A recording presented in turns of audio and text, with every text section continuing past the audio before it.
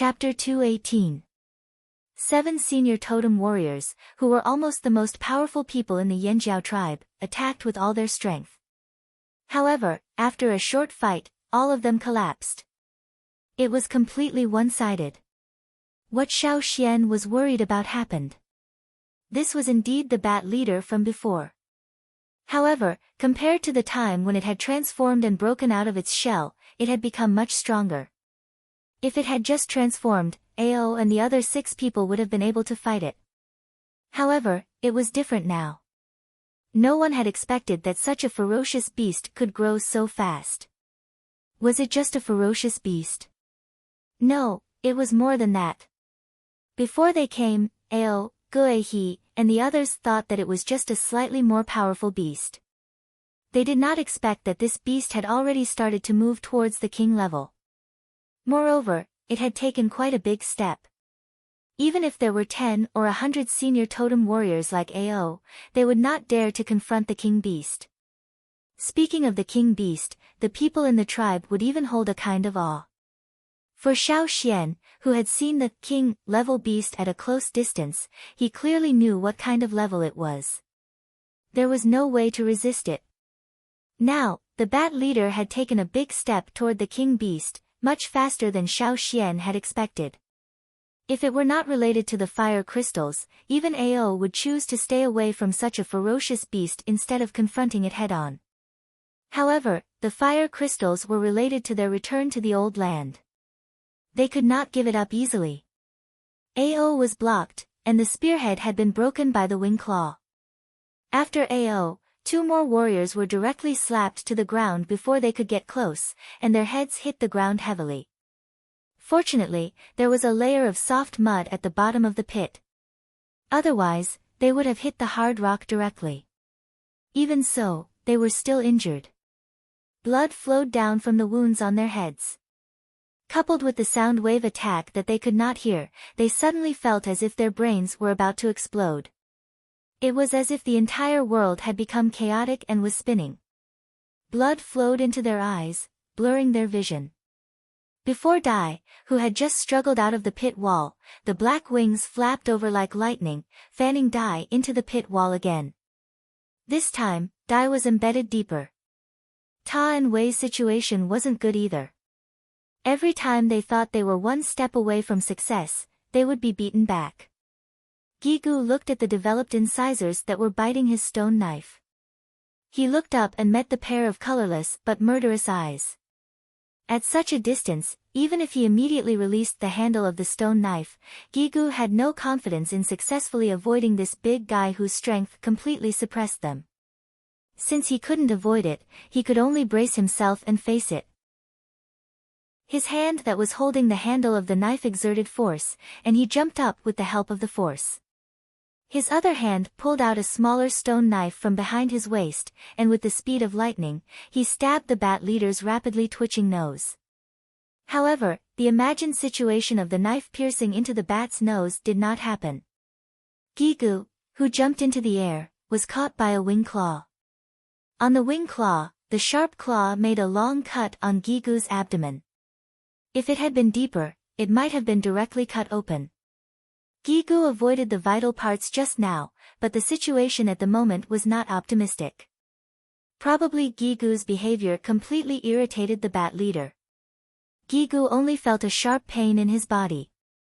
Although he couldn't hear the surrounding sounds, at the moment, he could clearly hear a series of bone-breaking sounds coming from inside his body.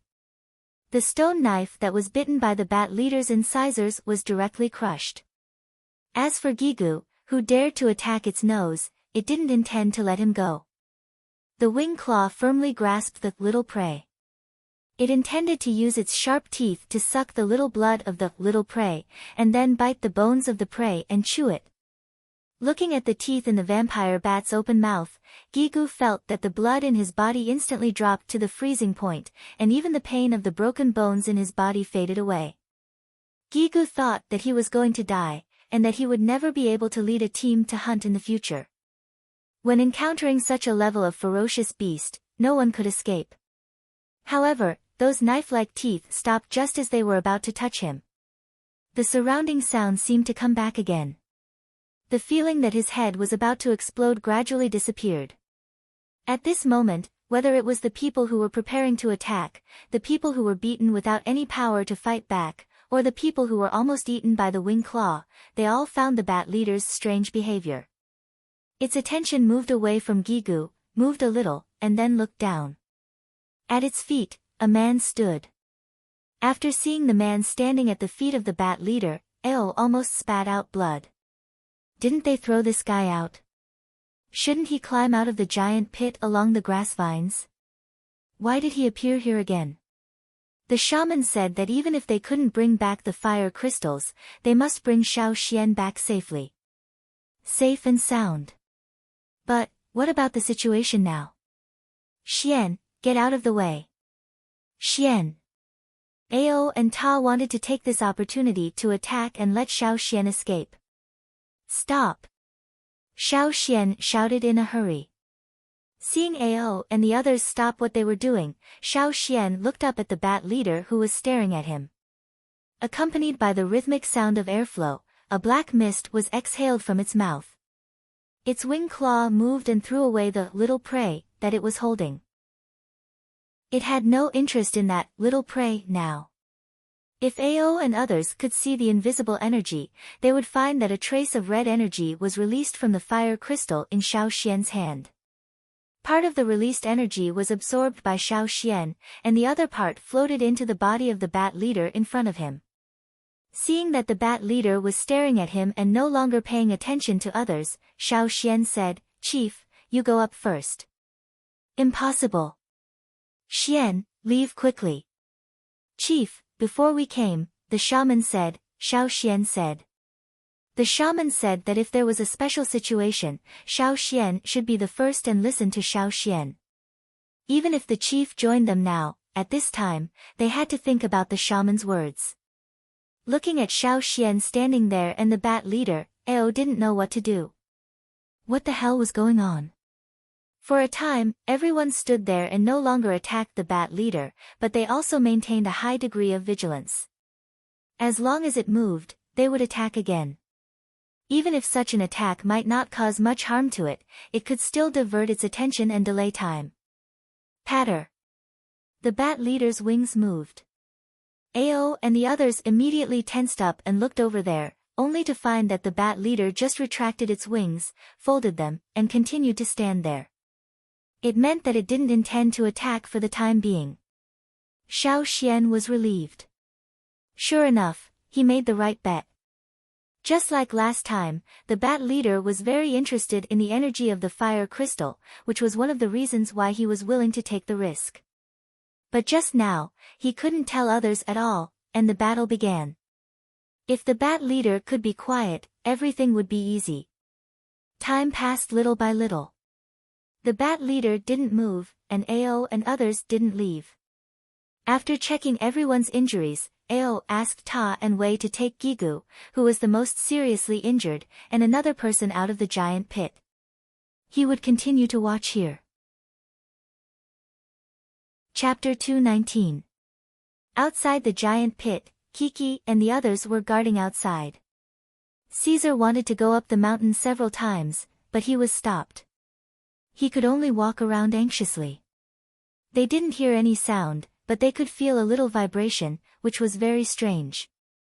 Several people also wanted to go down to see the situation, but before that, the leader had ordered them to wait for the whistle.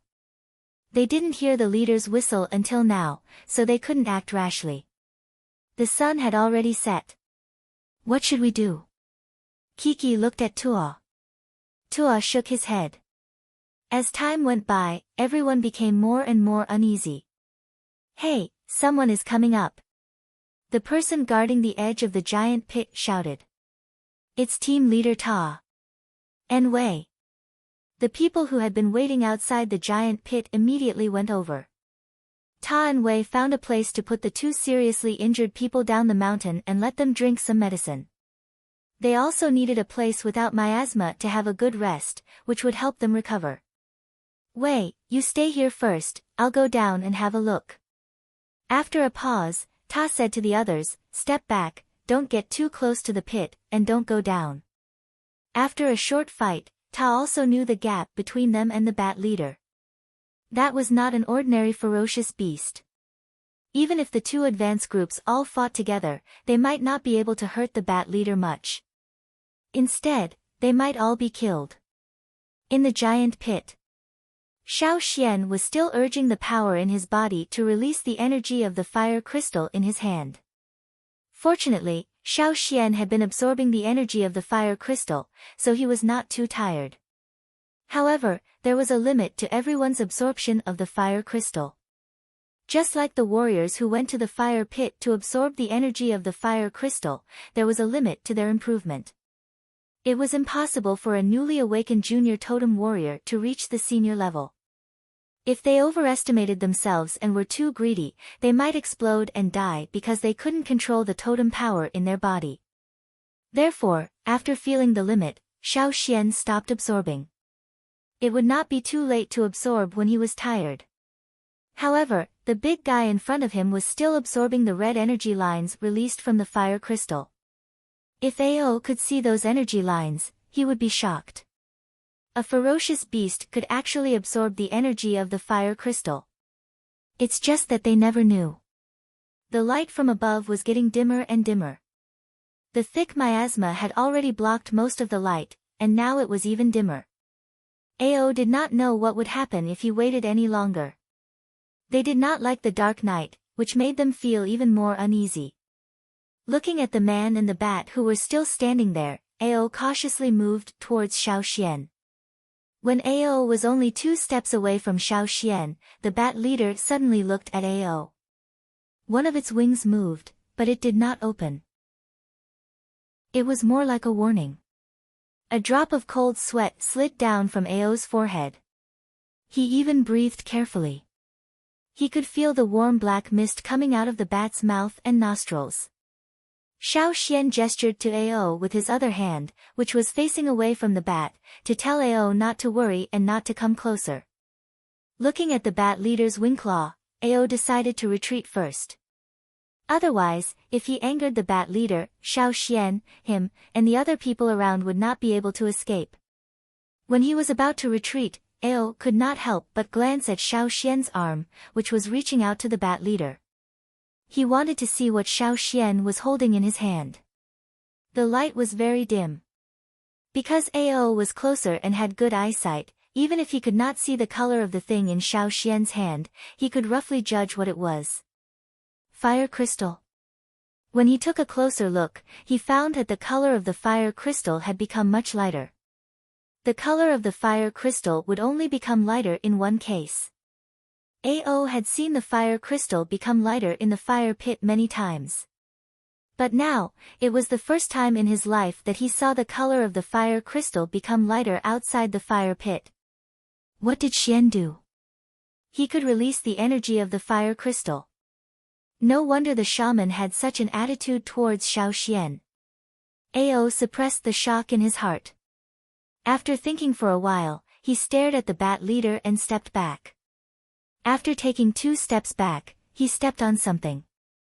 Ao used his toes to push the layer of soft soil above the ground and saw a piece of fire crystal about the same size as the one he had just picked up. The previous one, because of the sudden appearance of the bat leader, had fallen and he did not know where it had fallen. He did not expect to pick up another one now. Ao used his toes to pick up the fire crystal, and the crystal on the ground was lifted up. When he was about to pick up the fire crystal with his hand, Ao suddenly felt a strong evil spirit coming towards him. A black shadow broke through the poisonous miasma and quietly came to him. If it were not for Ao's rich experience and intuition, he would not even know how he died. After the previous fight, Ao did not dare to take it directly. He instantly exerted strength under his feet, and the soft soil was shaken up. Ao used the strength under his feet to dodge the attack, which was like a huge blade. He barely avoided the attack, but before Ao landed on the ground, the sharp wing claws had come from above and almost nailed Ao there in the next moment. Fast. Too fast. Ao's usual spear had been destroyed. At this moment, he could only pull out a stone knife and raise it to block the claw. He knew that this bat leader could easily destroy his long spear and Guehi's saber. He might not be able to withstand the next blow, but he had to do it even if he couldn't. Ao also knew that the moment his feet touched the ground, the wing claws would be nailed directly on the knife, even over the stone knife, and nailed on him. But there was no way to retreat. When the wing claws were nailed down, an arm was raised and blocked between the wing claws and Ao. The wing claws, which were about to be nailed with a fierce attack, suddenly stopped, as if the pause button had been pressed. Ao's feet landed on the ground, but he did not run away. He still maintained the posture of holding the knife, but looked at Xiao Xian in front of him. The bat leader, after pausing for a few seconds, took back its wing claws. As for the piece of fire crystal that Ao had just found, it was swept away by the bat leader's wing before he grabbed it. He did not know where it went. In fact, Xiao Xian was not confident that he could stop the bat leader who suddenly went crazy. But he could not watch it go mad at Ao, so he could only try. It was really useful. The bat leader really cared about the fire crystal very much. There were many fire crystals here, but those dug out showed no sign of being absorbed. There was only one reason for this situation: it could not absorb the energy in the fire crystal. It could perceive where the fire crystal was. The sinkhole was also its masterpiece. That was to say, the fire crystals on the ground were probably dug out by the bat leader.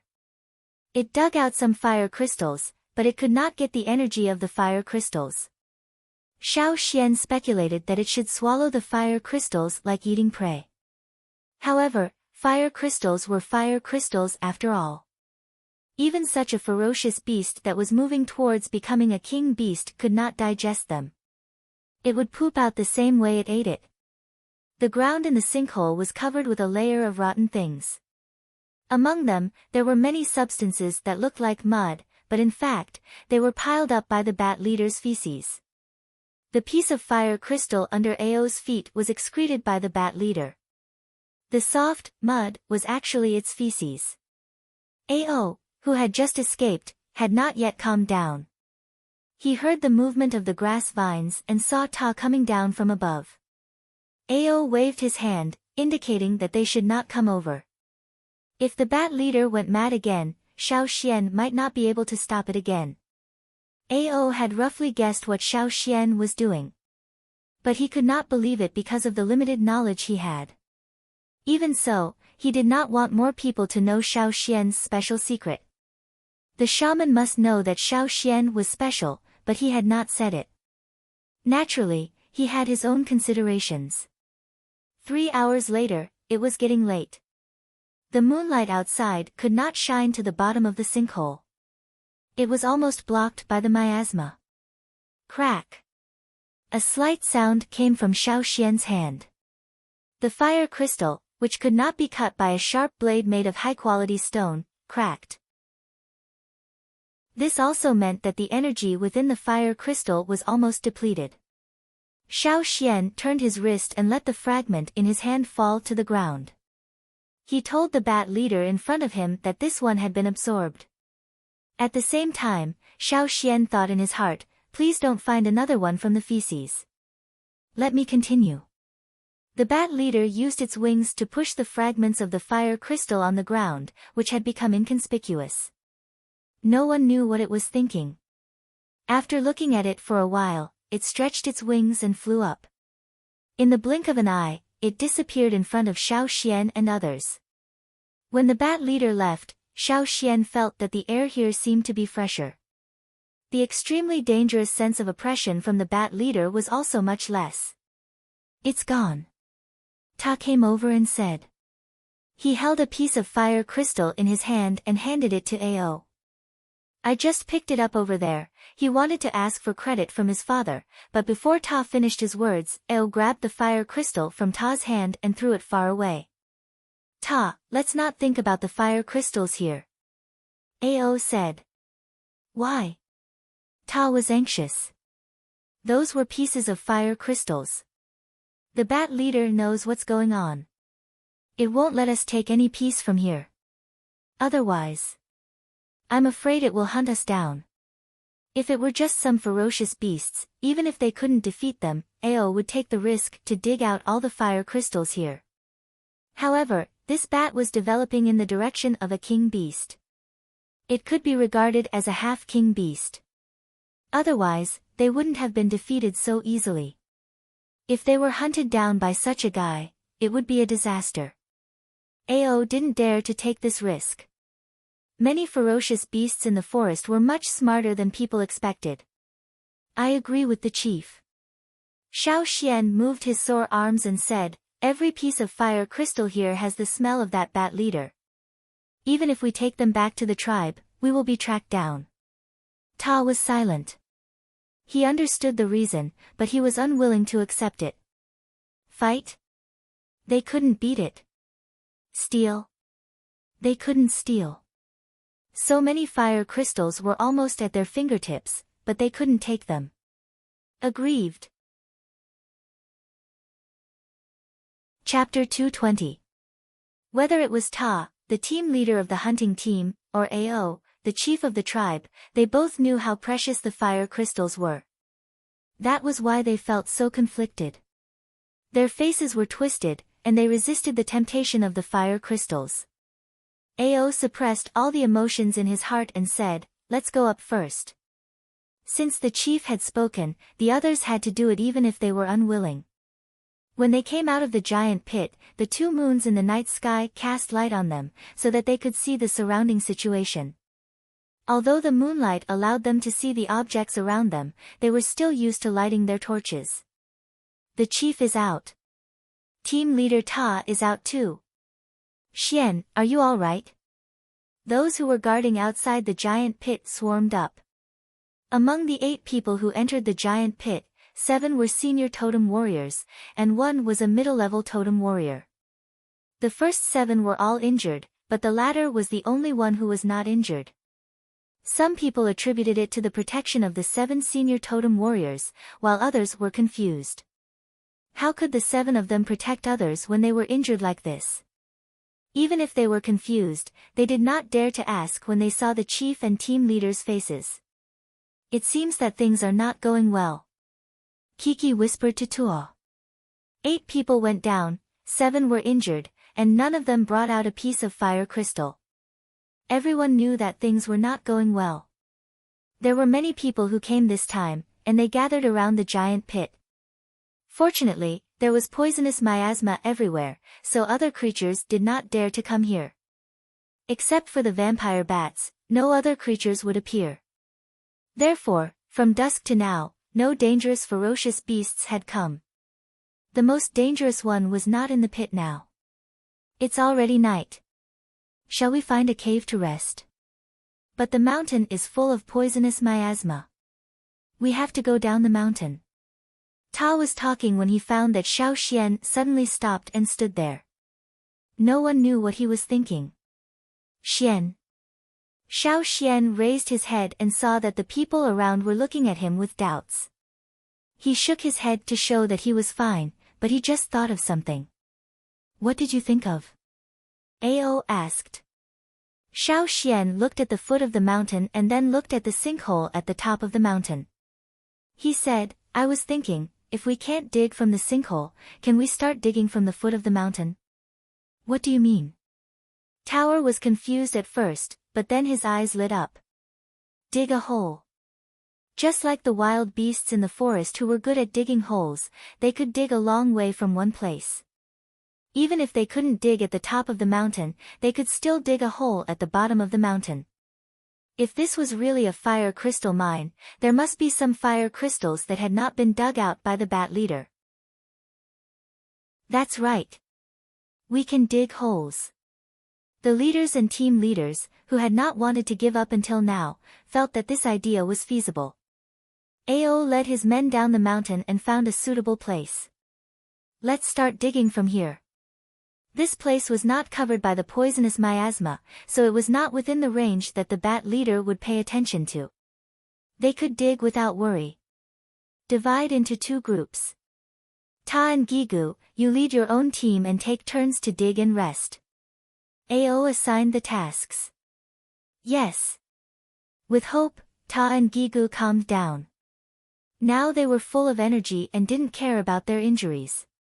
They just wanted to dig a hole that extended to the foot of the mountain and the sinkhole as soon as possible. Let Caesar help. He is good at digging holes. Xiao Xian said. Caesar's strength and claws were superior. Soon, he dug a vertical pit at the place chosen by Ao. Then, he dug from the pit toward the direction of the sinkhole.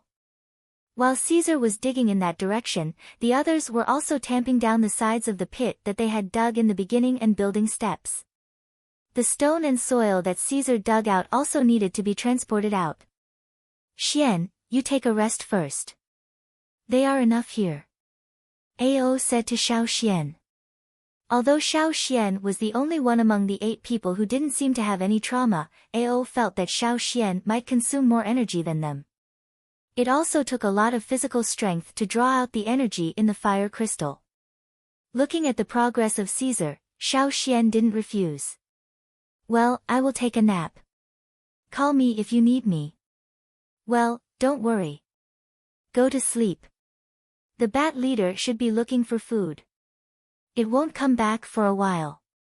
We are not in its territory now, so it should be okay. Ao said. Xiao Xian really felt sleepy. He went to the side, leaned against the wall of the pit and closed his eyes. He planned to rest for a while, but when he opened his eyes again, the sky was already bright.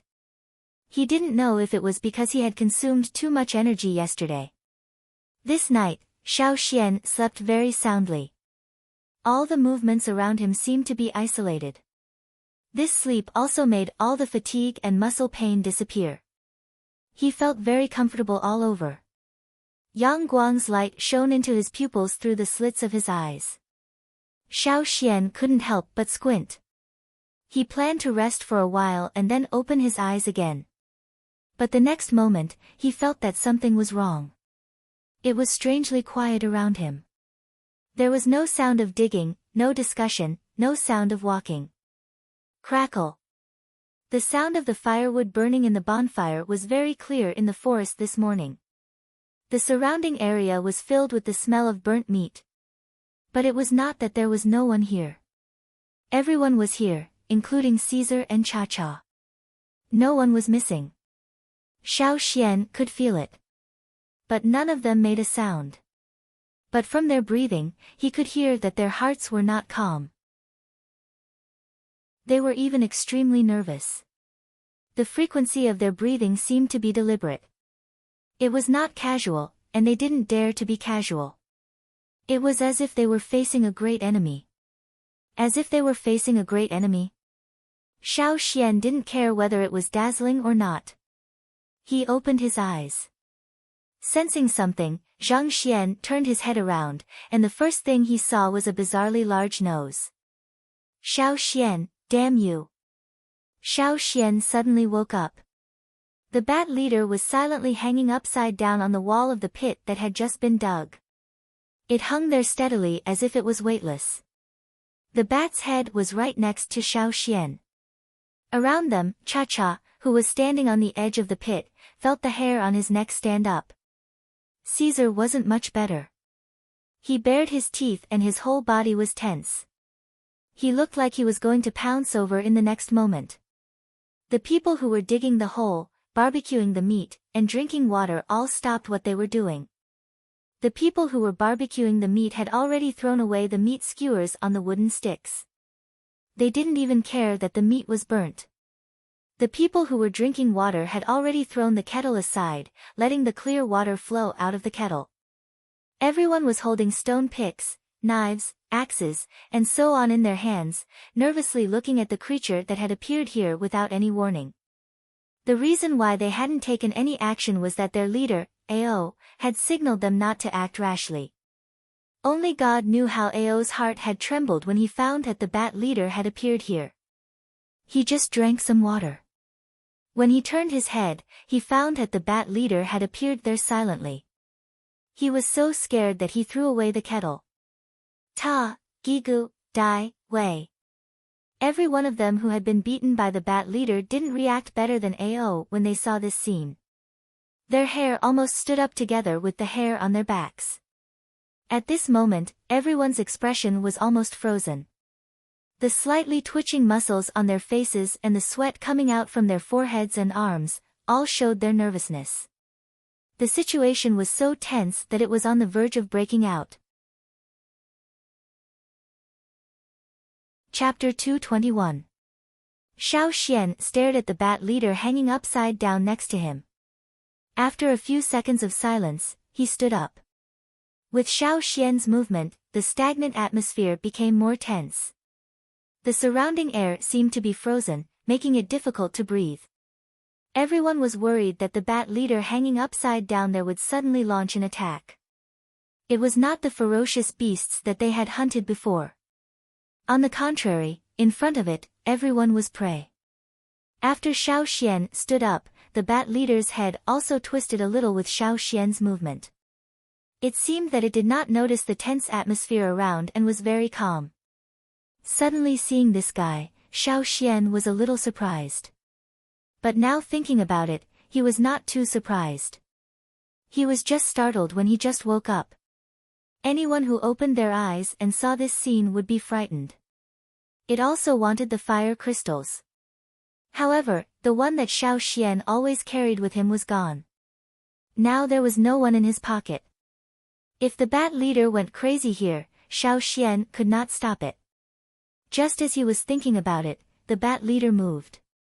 It flapped its wings and flew into the air from the upside-down position. The airflow caused by the flapping of its wings made the fire in the bonfire jump. Everyone's tense nerves were pulled tighter again, as if they would collapse in the next moment. However, the people nervously preparing for the battle, as well as Cha-Cha standing beside the pit and Caesar in an attacking posture, did not make the bat leader do anything. It did not even look at the people around it. With a flap of its wings, a black shadow flashed, like a sudden lightning, flashing and disappearing. At the same time, Xiao Xian, who had been standing there, also disappeared. Cha-Cha shouted and chased after it, followed by Caesar. "You wait here. I'll go and have a look." Leaving these words, Leader Ao also went to the giant pit. In yesterday's battle, among the 7 senior totem warriors who fell into the pit, Ao's injury was the lightest. Gigu and Dai's injuries were not good for them to fight again. It was futile to go there, and it would only increase the casualties. After all, they were not at the same level, and the strength gap was too big. When Ao rushed to the giant pit, Xiao Xian had been taken to the giant pit again.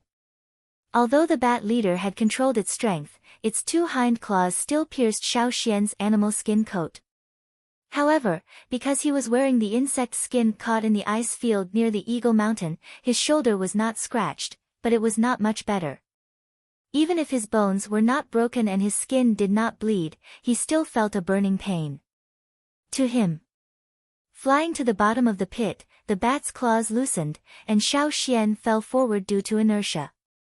If he had not reacted fast enough and stabilized himself, he would have fallen on the ground covered with humus and bat feces. In comparison, the 2 large tusks that curved forward in a spiral shape were more attractive. However, the bat leader was not interested in these tusks, bones and so on. All the corpses were just dried up, and the bones and teeth were still there. When Ao arrived at the giant pit, Cha-Cha and Caesar were wandering around the giant pit, and did not go down. He slid to the bottom of the giant pit along the place where he put down the grass vines yesterday, and saw the same situation as yesterday. Knowing that Xiao Xian was not hurt, Ao Xian was relieved. He felt a little helpless. After such a scare early in the morning, he still hadn't recovered from the shock. Xiao Xian also saw Ao at the bottom of the pit, and made a gesture, indicating that he was fine. Since Xiao Xian could perceive Ao's movement, the bat leader could naturally. However, it did not care at all, and did not take Ao seriously. At the moment, it was just concentrating on absorbing the energy from the fire crystal. But if Ao took away a piece of fire crystal here, it would not be so calm, and would kill directly. Ao would not take the fire crystal. After making sure that Xiao Xian was okay, he stayed aside and watched, in case of any accident. After a while, Ta also came down, because he saw that Caesar, Cha-Cha and Ao did not go back, so he came to inquire. You go back first, let the others continue, and I will keep an eye here. Ao lowered his voice and said to Ta. He looked at Xiao Xian, then at his own father. Ta nodded and passed Ao a spear. You be careful too. As Xiao Xian expected, from morning until night, the fire crystal in his hand cracked with a ka sound. Seeing the cracked fire crystal, the bat leader did not stay here any longer. It flapped its wings and flew out of the giant pit to look for food. Xiao Xian breathed a long sigh of relief, and quickly left the giant pit with Ao, who was guarding beside him. Xiao Xian was fine, because he had the fire crystal to replenish his physical strength, but Ao could not. Even if he brought the herbs, he was a little dispirited because of the poisonous miasma in the giant pit. He felt better after leaving the giant pit. Xiao Xian did not eat anything since morning, so he was mentally tired and his stomach was empty, which made Xiao Xian look no better than Ao.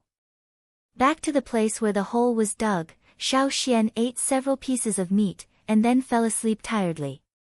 The next day, as usual. But this time, before Xiao Xian woke up, the bat leader directly grabbed Xiao Xian and took him away. Just like the day before, Ao went over to guard. On the other side, Ta and Gigu led people to hurry up with the work. They thought that they should dig the hole as soon as possible and leave after digging out the fire crystals. On the third day, before the bat leader took Xiao Xian away, someone was too nervous and triggered the traps set around the hole.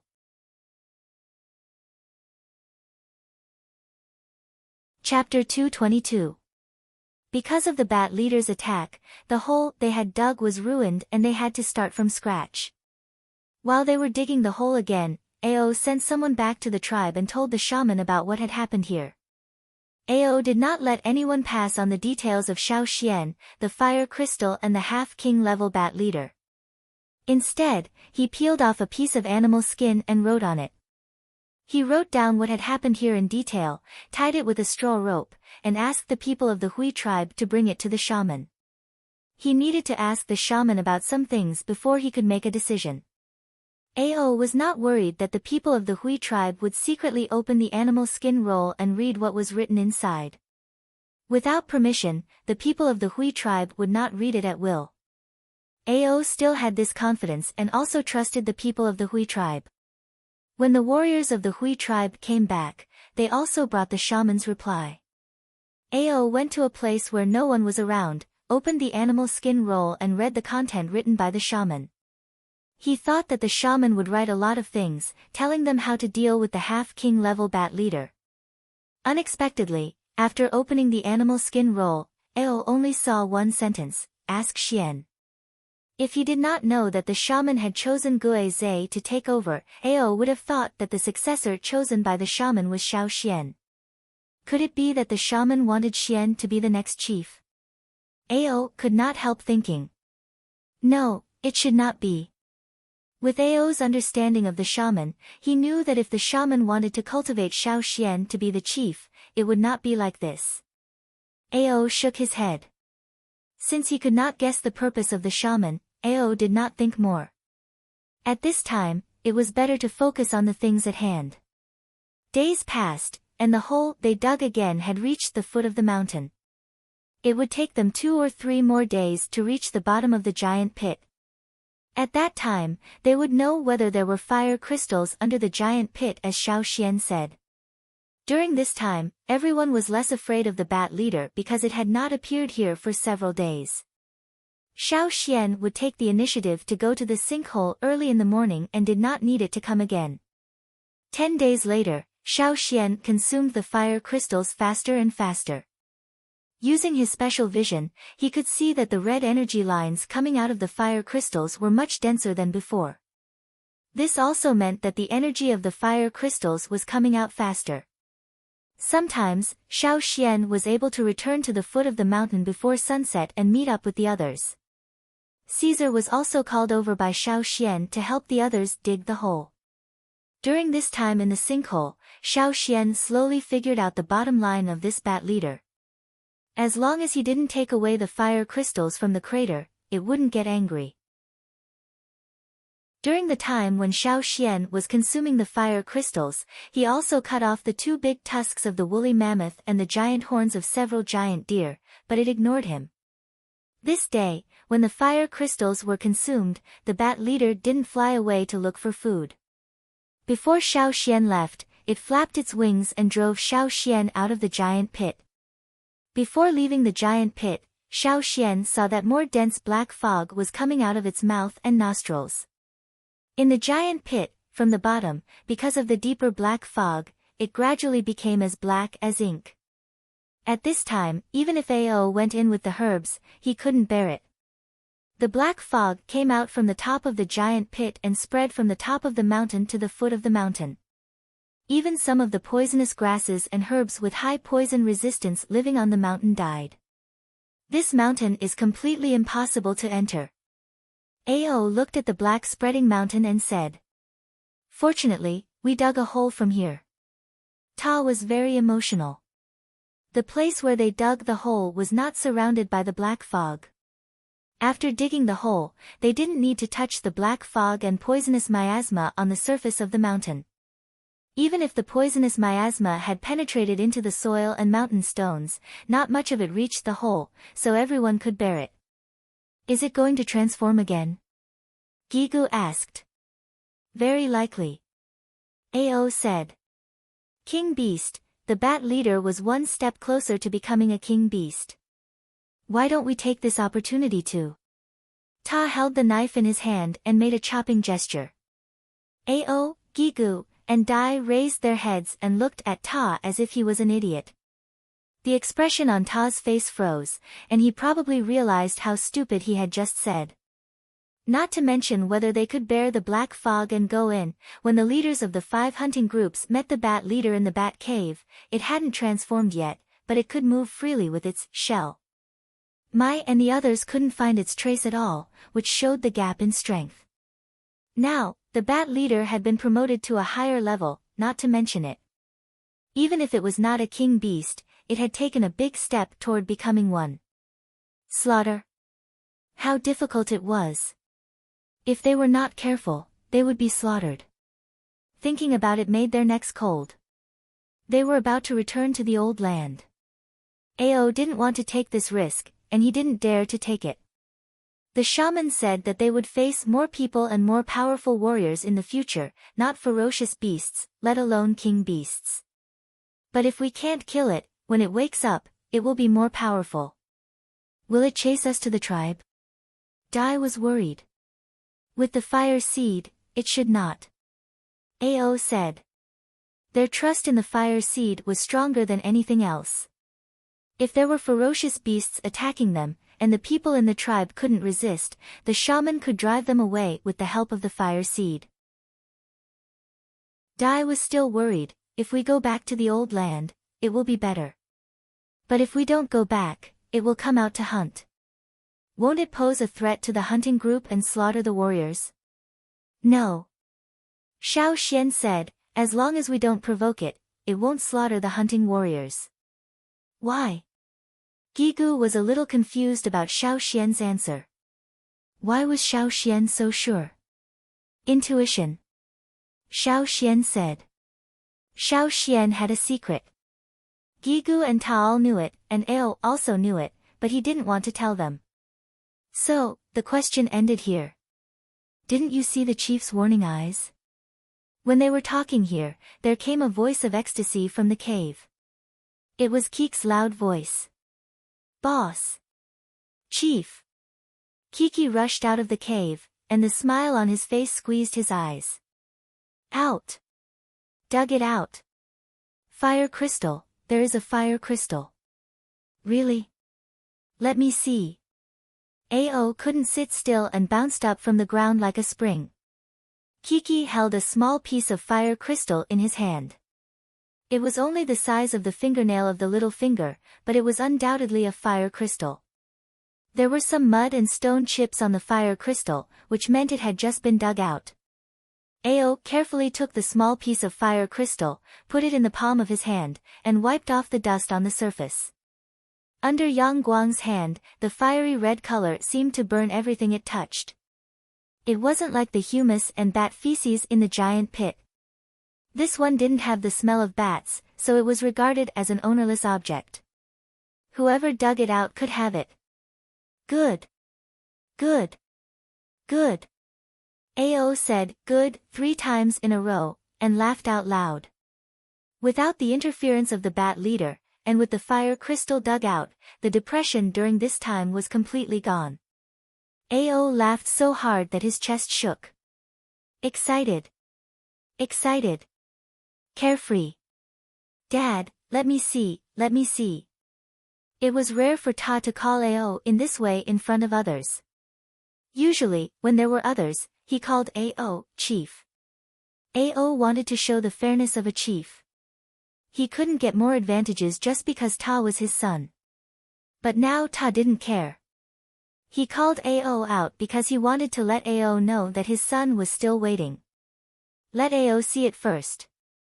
However, Ao didn't understand his son's mood. He closed his 5 fingers and held the fire crystal. Is there any more? Ao asked Kiki. There should be more. Kiki scratched his head. He wasn't sure. He just came to report the good news after digging out the fire crystal. Let's go inside and have a look. Ao couldn't wait to walk into the cave with others. Xiao Xian was the last. Before entering the cave, he looked up at the mountain covered with black fog and the ink-like top of the mountain. Xian, come here. Kiki urged in the cave. Coming. Looking back from the mountain, Xiao Xian walked into the cave. Chapter 223. Under the giant pit, there was indeed a place similar to the fire crystal mine. After Kiki, someone dug out another fire crystal.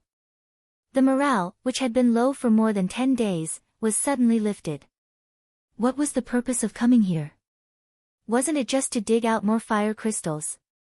Since they couldn't dig out the fire crystals in the giant pit, they could dig out the fire crystals here.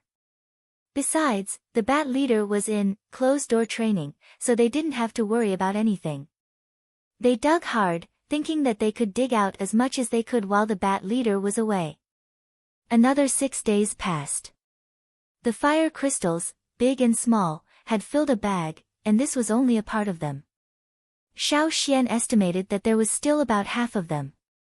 These fire crystals were enough for all the warriors in the tribe. Seeing Ao open a roll of animal skin, Ta wiped the sweat on his face and asked, "What did the shaman say?" After finding the fire crystals, Ao wrote another roll of animal skin for the shaman and asked someone to take it to the shaman. The joy of finding the fire crystals faded a little from Ao's face, and he looked a little serious. No one is allowed to disclose the fire crystals. During the break, Ao called everyone over and ordered them not to tell others the location of the fire crystals, the process of finding them and how much they dug out. The last time the 5 hunting groups came here, they found the fire crystals in the giant pit. But this time, they dug an underground tunnel under the giant pit to the foot of the mountain, which needed to be kept secret. If they didn't go back to the old place, it didn't matter, because it was theirs anyway. But then they would definitely go back to the old place. Once someone told people in other tribes about this, it would bring a lot of trouble, and even a war. The fewer people knew, the better. Fortunately, this time they brought people from the advance group. They knew and understood these people well, so they trusted them. It was time to go hunting, and they needed to go back to the tribe. Ao didn't take all of them back, but left some people here to keep digging. He took the other people and the fire crystals to meet with the hunting group, and then went back to the tribe. Xiao Xian wanted to stay, in case the bat leader suddenly came out, but Ao refused. The shaman asked you to go back. Xiao Xian didn't insist. If the shaman wanted him to go back, he must have something to tell him. When the hunting team returned to the tribe, all the people in the tribe knew that the chief had brought people to look for the fire crystals. It was impossible to keep it a secret, as long as they did not tell them the specific location. Fortunately, many people in the tribe were obedient. If the chief and the shaman didn't say anything, they wouldn't ask. For them, it was a great fortune to have the fire crystals. They didn't need to care about other things. The entire tribe was overflowing with joy. Recently, there had been a lot of good news. They had returned to their old haunt, and now they had the fire crystals. Everything made them happy for a long time. At the top of the mountain, inside the shaman's stone house, the chief, the two team leaders, and several elders who had more authority in the tribe all gathered here. Xiao Xian was also there. In the past, Xiao Xian was not qualified to attend such meetings. But now, no one had any objection. Sometimes, when making some decisions, they would ask for Xiao Xian's opinion. After all, Xiao Xian was the only one who went to the old haunt and came back. He knew much more than those who stayed here all the time. The tribe will let everyone absorb the fire crystals during the sacrifice ceremony next year. The shaman said, but before the sacrifice ceremony, we can't relax. They couldn't put down other things just because of the fire crystals. Moreover, how much they could absorb depended on their state and ability. Those who had many hidden injuries, those who had not recovered from serious diseases, and those who were malnourished, it was better to adjust their body to the best state before the sacrifice ceremony. This time, it was not a matter of one person or a few people. It was related to the whole tribe. Everyone, from the top of the mountain to the bottom of the mountain, had to pay attention to it. Ao nodded, looked at Ta and Gigu, and said, I will take people to the Green Land and try to bring back as many herbs as possible. Many injuries of totem warriors couldn't be healed by themselves, so they had to rely on herbs. Ordinary herbs were not very effective, so they had to use the ones in the Green Land. Leave the fire crystals with me first. The shaman asked Xiao Xian, who had been sitting on the side and had been silent, Xian, what do you want to say? When I was there, I found that many people had their own ways to find the fire crystals. If we take a lot of fire crystals there, we will be like living targets. Probably before we reach the old haunt, we will be consumed by waves of people, especially those from the central tribes. They are not weaker than us. Hearing this, everyone, including the chief, was shocked. They looked at Xiao Xian, waiting for him to continue. I know that some people use jade boxes to store the fire crystals, which can block all kinds of detection. But, Xiao Xian pointed to the big bag of fire crystals on the stone table in the middle, and said, we don't have enough jade boxes to store the fire crystals. Besides, jade is also very precious there. No one had found a jade mine around, and no one had ever seen jade. It was the ones brought back by Xiao Xian that made people have a preliminary understanding. The shaman smiled, don't worry about this. Saying this, the shaman took out a wooden box, which also contained fire crystals. However, before opening the box, Xiao Xian did not perceive the existence of the fire crystals. What is this? Xiao Xian's eyes lit up. This is a box made of hollow wood. I believe that the blocking effect is not weaker than that of jade. Hollow wood can be found in the Green Land. After cutting it and drying it, we can also bring it back to make boxes. The shaman said. That's good. Gigu patted his thigh, I'll take people there to cut more and bring them back. We can make more hollow wood boxes and bring all the fire crystals back to the old land. No, I don't plan to take all the fire crystals. The shaman's words stunned the excited people. Why? They were puzzled. The shaman smiled faintly, if one day we go back to the old land and encounter a bigger accident, we will come back here. This is our escape route. Leaving some fire crystals is also a safeguard. Inheritance and continuity were things that every tribe could not ignore. As the shaman, he naturally had to consider things in the long term. The fire crystals dug out are enough for all the totem warriors in the next sacrificial ceremony. As for the rest, take some of them with you and keep them for future use. As for the rest, you have to put them back into the tunnel you dug, and then close the tunnel and cover it. As long as those who followed kept the secret of the tunnel, it would be fine. Xiao Xian had said that the fire crystals were very tempting. The shaman believed that when outsiders got the news from other people in the tribe, they would definitely look for the giant pit. What was in the giant pit? The half-king level bat leader. If someone really looks for it, then let them die. The shaman's usually calm gaze became sharp, causing everyone present to feel a chill run down their spines. They couldn't help but tremble. King beasts were not common. Xiao Xian only knew that there was a king stone worm in the mountain where Mai's hunting group's second stronghold was, and he had felt that kind of pressure from a very dangerous distance. King beasts were not easy to deal with. Xiao Xian was just an exception. He believed that the king beasts could deal with the outsiders in the future. Even if the half-king level bat leader was not really at the king level, it was enough to deal with them. The shaman's words made the people present silent for a long time, and then they sighed deeply. We do need to think more about it. I have no objection to this. Let's do as you say. Don't let others know about this. The shaman didn't let them leave until they finished discussing the fire crystals in the stone house. Xian, you stay. The shaman said. When the others left, the shaman said to Xiao Xian, remember to prepare for the sacrificial dance at the beginning of next year. Xiao Xian's face twitched, and he said, yes. Although the dance was a little weird, he would get used to it. For this dance, he had to hunt some good prey and make new clothes. At that time, it would be inappropriate to wear the old clothes at the sacrificial ceremony. He would be laughed at, and his strength would be regarded as stagnant. The shaman asked Xiao Xian to be one of the members of the sacrificial dance, not only because of Xiao Xian's contribution to the tribe. In the year when Xiao Xian was away, fewer people awakened their totem power at the sacrificial ceremony. In addition, the shaman tried to engrave 2 beasts, but they both failed. The warriors who raised the beasts thought it was their own problem. They didn't raise the beasts well, so the engraving failed. But the shaman knew that he was the main reason. When he engraved the beasts, he wasn't as good as when he engraved the first batch of beasts. Halfway through the engraving, he felt powerless. One of the beasts didn't even have a totem. The shaman thought that Xiao Xian was also the reason.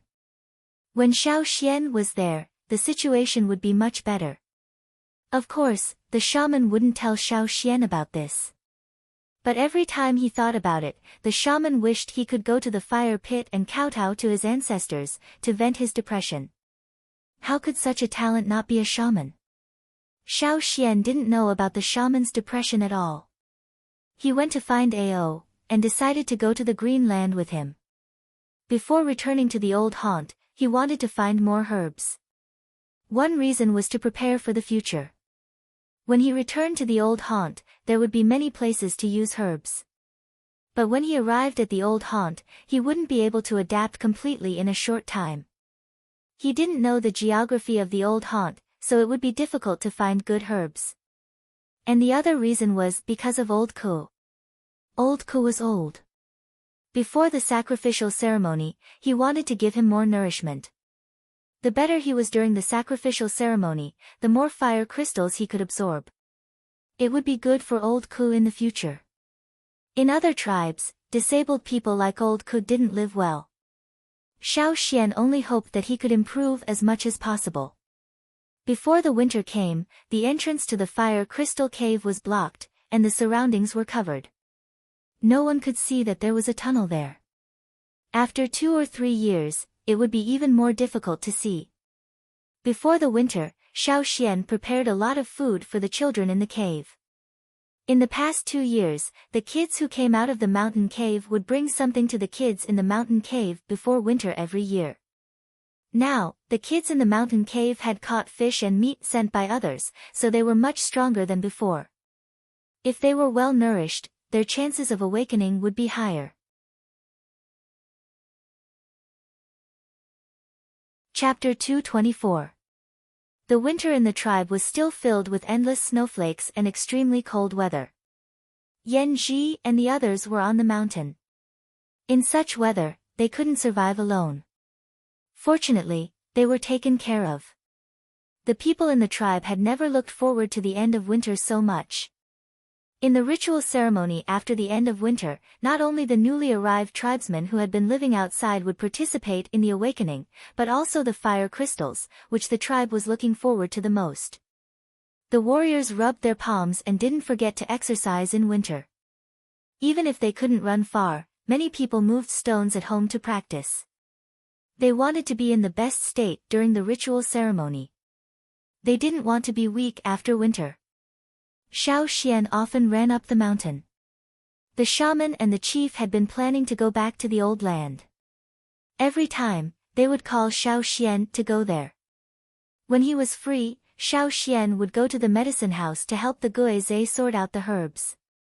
The tortoise in the medicine house, which was responsible for dealing with the dregs of herbs, had grown a lot. Its shell was 2 meters high. It was unknown whether it was because of the successful engraving or because it often ate herbs, but the tortoise grew faster and stronger. The ridges on its shell were more prominent. It looked more difficult to deal with it than the crocodiles of the drumming tribe. Every time Xiao Xian went there, the tortoise would bite Xiao Xian, but every time, it would be slapped aside by Xiao Xian with a knife. When the moon came out again after winter, the tribe was excited. Old Ku, who had been taken care of for a whole winter, looked radiant and healthy, and looked much younger. On the day of the ritual ceremony, Xiao Xian took out the fur of the giant bear he had hunted last year. This was what he would wear in the ritual dance. In order to hunt this giant bear, Xiao Xian had chased it for more than 10 days. Have you prepared the clothes?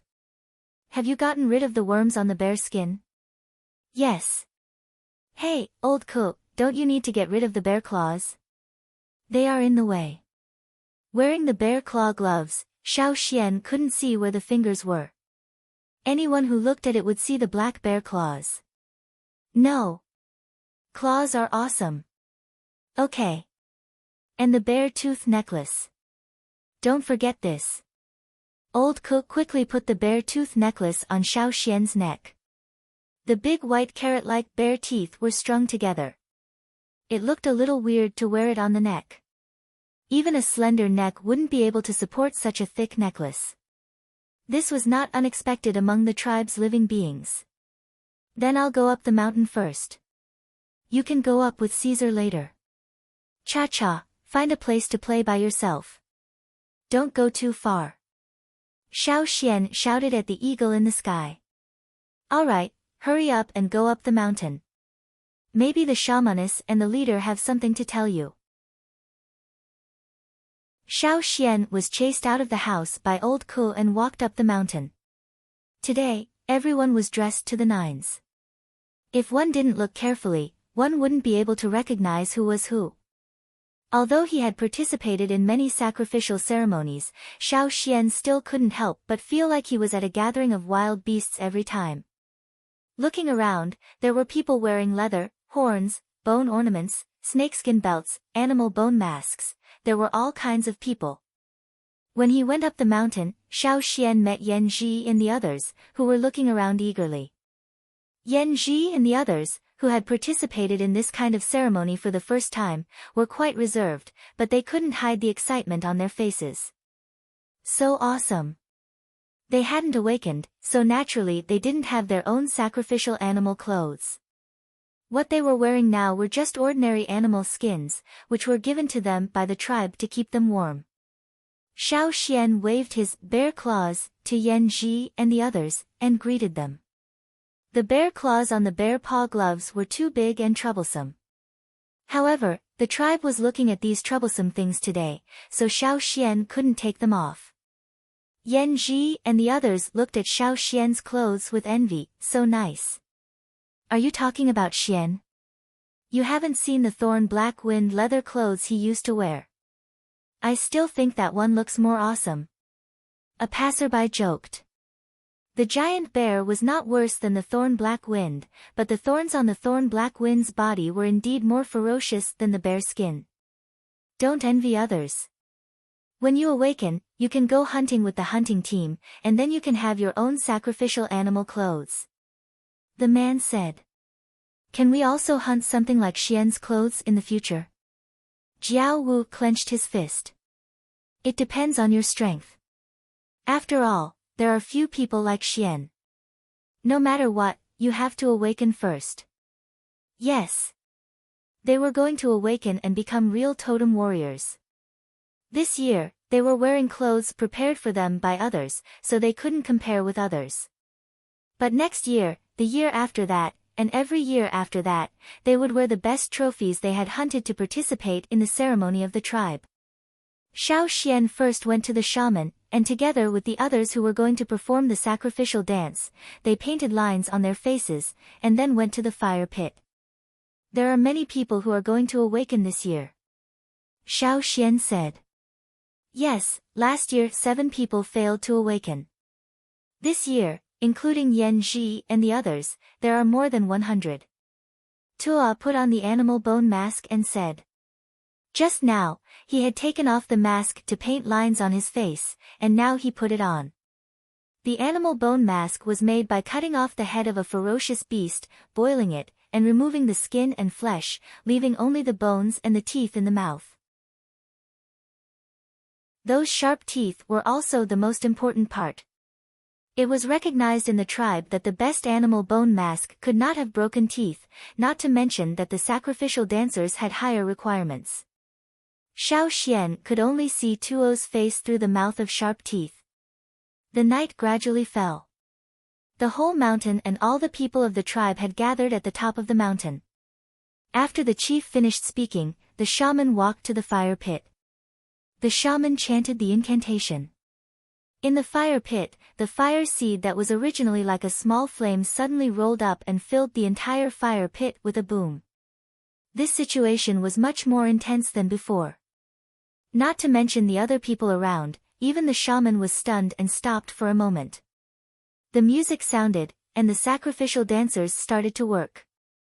Xiao Xian, who was wearing a thick bearskin, jumped up and danced with the well-dressed people around him, baring their teeth and brandishing their claws. While dancing, Xiao Xian once again entered the mysterious state that seemed to be separated from reality. He seemed to see the barbaric and exaggerated people around the fire pit, waving their hands and feet, dancing around the fire pit. Around them, further away, there were tall stone houses, the flame in the fire pit doubled again, and the two-horned totem in the flame seemed to rush out. The whole mountain top was covered with a layer of fiery light. The flames that flew out of the fire pit were denser than any other time before. At the same time, in another place far away from the Yanjiao tribe, in the old land of the Yanjiao tribe, where the fire pit used to be, the fire vein appeared again. First, there was a shining light spot in the center, and then, from this light spot, there were 6 fiery veins, extending in 6 directions. The birds nesting in the surrounding trees, who had just fallen asleep, were awakened. Flocks of birds flew out of their nests, screaming cha-cha, and flew away in the direction away from the fire pit. A nocturnal ferocious beast, who had just stepped into this area, growled and turned around to leave quickly. On the ground, where the fire veins spread, the bloodthirsty vines that had captured countless creatures struggled weakly and quickly withered. Following the departure of the flying birds and insects, this place was completely silent. There was no music, no dancers, and no one. Under the dark night sky, only the fire veins on the ground lit up the ruins. Chapter 225. In the Wanshu tribe. In the witch's house. The door where the skull of a beast was hanging was pulled open. The witch, with colorful totem patterns on his face, walked out, sweating. He hurried to the chief's house. The chief of the Wanshu tribe was enjoying being served by the female captives he caught last year. He was unhappy to be disturbed by the witch. "What's the matter?" The witch rushed in, panting, and said, "There's a change in the fearsome beast forest." The Wansher chief suddenly opened his eyes. His eyes became as sharp as a poisoned knife. Are you sure? What happened in the fearsome beast forest last year made the Wansher chief feel like he had been slapped in the face. It was always their tribe that slaughtered, invaded, bullied, and robbed others. Before that, he had never felt so frustrated. Every time he thought of that, he felt like someone was waiting to slap him in the face. He also strictly forbade anyone from talking about it. It would damage the reputation of the Wansher tribe. No one was allowed to mention it. Anyone who mentioned it would be killed. So far, he had killed more than 10 people who talked too much. That incident was a thorn in the Wansher chief's throat that he could not pull out. But because of the previous casualties, he did not send anyone to the fearsome beast forest. I'm sure. Just now, that ominous feeling was very strong. I felt. The Wansher shaman's tone was unsteady. He could hear his heart beating faster than usual. What did you feel? I felt. Looking into the chief's bloody eyes, the Wansher shaman lowered his head and said nothing. Speak. The Wansher shaman took a deep breath and said in a low voice, suppression of the fire seed. The air in the house suddenly froze. The few women who had been serving their leader with a smile just now were now trembling like a sieve, but they didn't make a single sound, for fear that they would be noticed because of the sound they made. They had been serving their leader for some time now and were familiar with her temper. At this moment, the leader was extremely angry. They didn't know that the Wansher chief was not only angry, but also scared. These two emotions mixed together and made him lose focus for a moment. But then he came back to his senses and smashed the wooden table beside him into pieces. The violent totem power made the evil spirit around him stronger and stronger. His red eyes looked at the women who were huddled around him. The people patrolling near the leader's house suddenly heard screams and screams coming from the leader's house. Soon, the screams stopped abruptly. Bang! The wooden door was kicked open from the inside out and shattered into pieces. A man covered in blood walked out of the house in large strides. Every step he took was like a hammer pounding on the hearts of the patrolling guards, causing them to breathe carefully. They were worried that their leader would take his anger out on them. Fortunately, the chief of the Wansher tribe didn't pay attention to them. He strode away, heading for the fire pit. After the Wansher chief, the Wansher shaman also came out. His face was expressionless. When he passed by the guards, he paused and said to them, "Clean up the house." "Yes." The patrolmen replied. They knew what the shaman meant by things in the house. After the chief and the shaman left, the patrolmen walked into the house and cleaned up the bloodstains and mutilated corpses. It was not the first time that they had dealt with such things. They didn't care about the blood in the house at all. While cleaning up, they whispered to each other about why the chief was so angry. When the Wansher chief came to the fire pit, he was terrified when he saw the fire that was smaller than usual. Although the shaman told him about it, he couldn't control his emotions when he saw it with his own eyes. The Wansher shaman stood 10 steps away from the chief. Based on his understanding of the chief, he would be in trouble if he stood too close to him. Gather the people. I want to go to the ferocious beast's mountain forest in person. With these words, the pebbles at the Wansher chief's feet were all broken into pieces. For the people of the Wansher tribe, it was not a peaceful night. The chief was angry, and everyone was trembling with fear. They heard that they would go to the ferocious beast's mountain forest tomorrow, which made them even more worried. They wouldn't be able to sleep tonight. On the other side, the Yanjiao tribe was immersed in the joy of the sacrifice. They didn't know what kind of people would come to their old haunt. They were absorbing the energy of the fire crystals. The 3 flames of the fire pit had been completed. Looking at the 3rd flame, the shaman said it was good luck. In the past, after the 3 flames of the fire pit were completed, the sacrifice would come to an end. After the chief and the shaman announced something, they would disperse and go home. But today, after the 3rd flame, the fire in the fire pit was taken back. The shaman took out the fire crystals that everyone had been waiting for. After waiting for a whole winter, the time finally came. Every totem warrior was absorbing the energy released from the fire pit and integrating it into their bodies. This situation didn't happen every year. Except for those who hadn't awakened their totem power, Xiao Xian was the most relaxed one. The energy of the fire crystals didn't have a direct effect on his improvement. However, in order not to stand out too much, he still stayed with the others. Unlike the others, he didn't absorb the energy. Instead, he was thinking about the mysterious state when he performed the sacrificial dance. What he saw at that time should be the prosperity of the Yanjiao tribe, not the current scene. That scene was similar to what he saw in the old haunt. When they went down the mountain, Xiao Xian was stopped by Lang Jie and the others. Many people in the hunting group had been promoted by a lot, and Mai had directly become a senior totem warrior. Everyone was happy.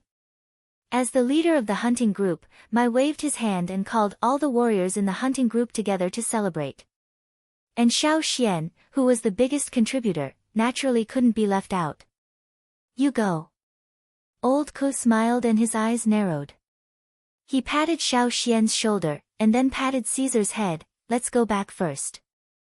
After a winter's rest and recuperation, plus the fire seed energy and fire crystal energy he absorbed during the ritual ceremony, Old Ku now felt that he had returned to the time when he was young.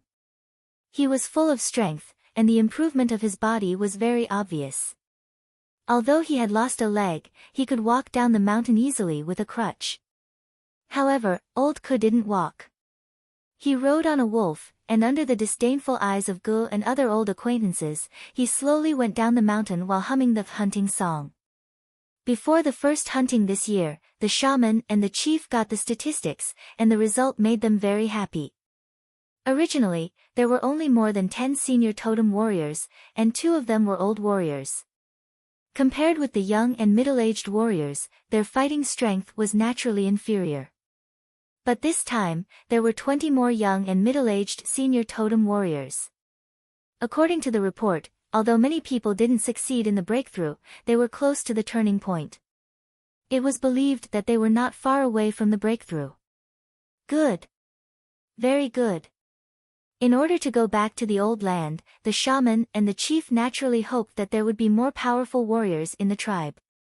After all, when they went there, they would have to face more challenges, from people and ferocious beasts. Only with more powerful strength could they go back and stand firm. "How's the ship building?" the chief asked the warrior next to him. "Still trying." The warrior reported the progress of the ship building to the chief and the shaman. "It's too slow," Ao said. Because they were looking forward to going back to the old land, naturally they were not satisfied with the current progress. "It's not urgent," the shaman said. However, even though he said that, his next sentence was to discuss with the leader whether or not they should dig a large pool near the training ground, the kind that didn't have wood-eating insects. It would be good for the shipbuilders to test the ships that they built. After all, it was related to the fate of the entire tribe. Digging a big pool was not a small project. Choosing a place, digging a hole, drawing water, and other processes were not easy. However, Ao agreed without hesitation.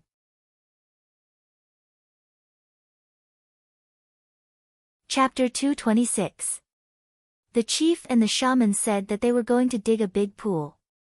Everyone worked hard to dig. When the hunting warriors went out, some people stayed in the tribe to dig. Some people who had trouble walking also went to help. Many women in the tribe who had not awakened their totem power also went to help. After the first hunt, Xiao Xian returned to the tribe. They had already dug a big pit of more than 400 square meters, and they were still digging. At the foot of the mountain, some children from the cave were helping to boil the gelatin. A 20-meter-long wooden boat was placed there. Yan Ji and the others were busy filling the seams. This was only the first boat they tested. There were 2 bigger boats next to it, but they were not finished yet. Xiao Xian picked up the tools and went to help. How is it going? Xiao Xian asked. Before the rainy season, these 3 boats will be finished. At that time, we will try these 3 boats. If they were successful, they would try to build bigger boats. As the shaman said, the boats they built were important to the people of the tribe. The quality of the boats had to be good. Otherwise, they would be hit by fish in the river and leak. How was the hunting? Jiao Wu couldn't help but ask. Not bad. Xiao Xian followed the advance group to the green land. This time, they found a kind of curly-tailed herb and hunted a lot of prey on the way. They were satisfied with the harvest. We are going to go hunting too. Jiao Wu said. Yes, but not until next time. Xiao Xian said. Yan Ji and the others were the same as most of the new warriors. They would not follow the first 2 hunts, and would go out with the advance group on the 3rd hunt. However, because of their special status, they would definitely send someone to protect them.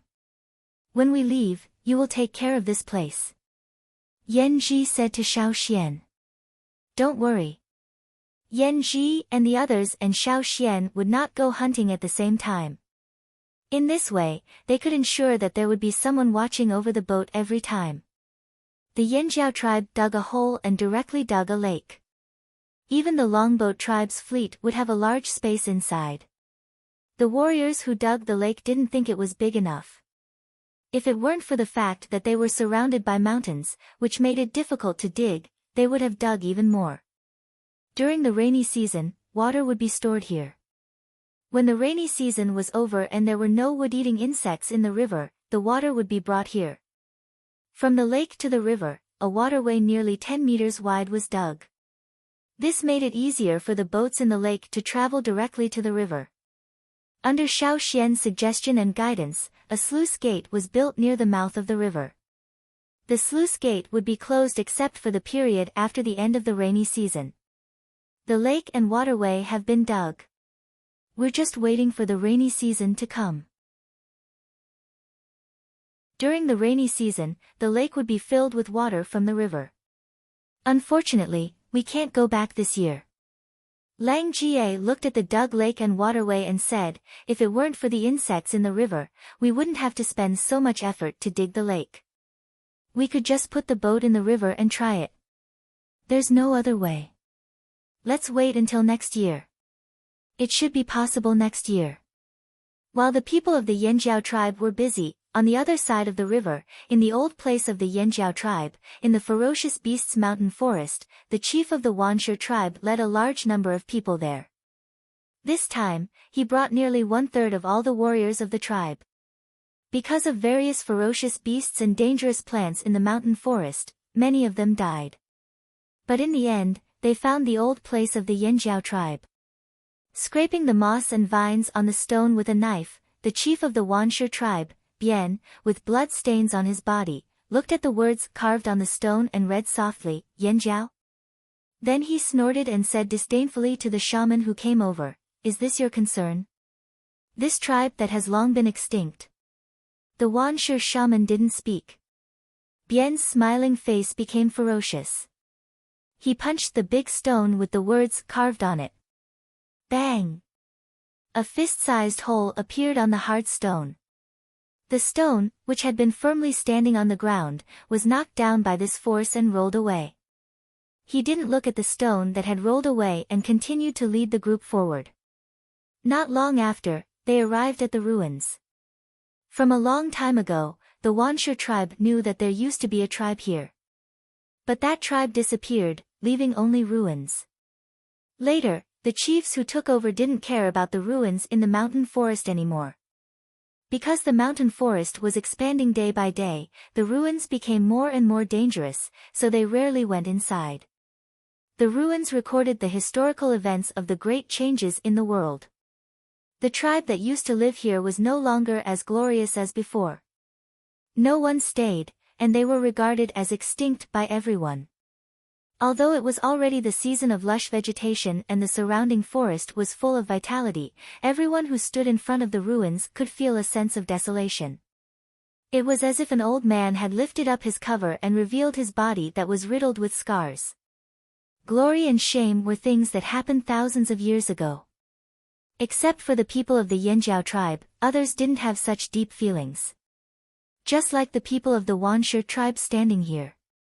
Except for a little inexplicable emotion when they saw the ruins for the first time, they only thought about whether there were any precious things left here.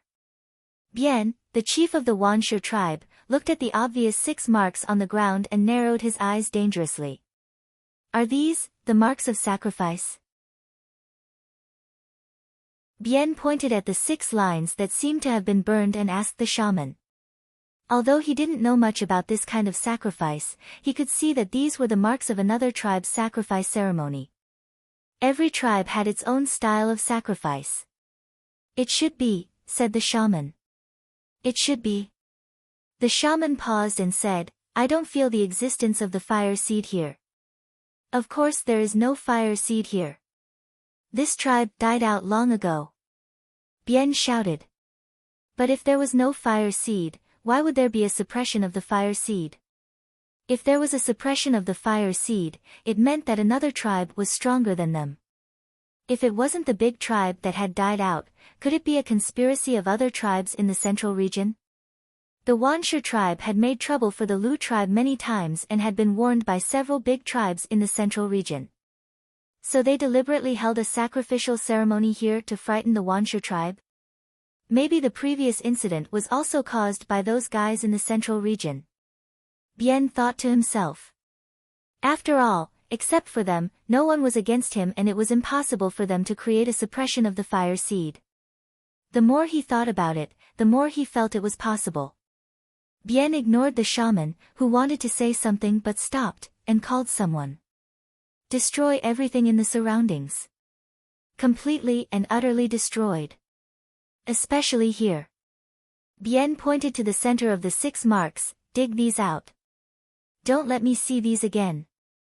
Although he thought it was the work of those old guys in the central region, he didn't have a good feeling about this place, especially the tall pillar, which seemed to be mocking the Wanshi tribe. Although the Wanshi tribe was one of the strongest in the central region, it was still weaker than the other big tribes because of the suppression of the fire seed. Destroy this too. He couldn't do anything to those old guys in the central region, but couldn't he do anything to these stone ruins? Anyway, it was useless to keep these things. If the tribe was gone, what was the point of these stones? They were an eyesore. In the mountain forest, with a bang, the tall pillar where Xiao Xian once stood fell down.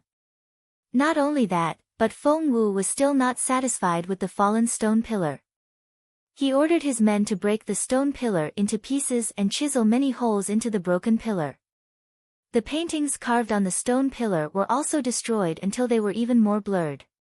Not a single complete pattern could be seen. The surrounding ruins were even more ruined. Some half-collapsed stone houses all fell down. Large stone slabs were knocked into small pieces and the small pieces were thrown away in all directions.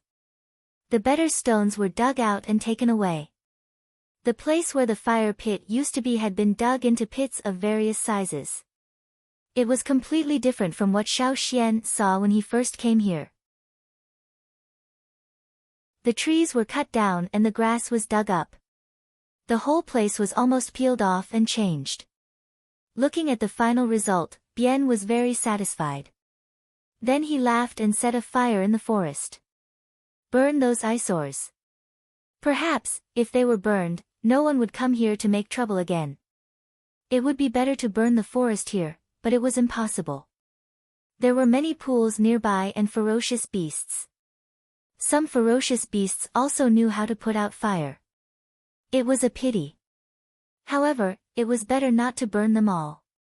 Otherwise, all the ferocious beasts here would be forced out, and the Wanshi tribe would be the first to suffer. Even if they couldn't burn them all, it would make Bien feel better. He liked to destroy. The feeling of destroying with his own hands was very pleasant. Let's go. Looking at the burning fire and smoke, Bien turned his head and shouted. In this season, in this place, the fire didn't spread fast. Many trees around were not easy to burn. There was no wind today, which gave them enough time to leave. Although many people were killed in the forest this time, Bien felt that it was worthwhile to come here. He got rid of one of his worries. Let's see what those old guys will do, Bien said. Although he admitted that those old strongmen were stronger than the Wansher tribe, he wasn't afraid. They couldn't be much stronger, right? Those people of those tribes couldn't come here to fight with the Wansher tribe, right? Bien left with his people. But before they went far, drops of rain began to fall from the sky. The rain was getting heavier and heavier.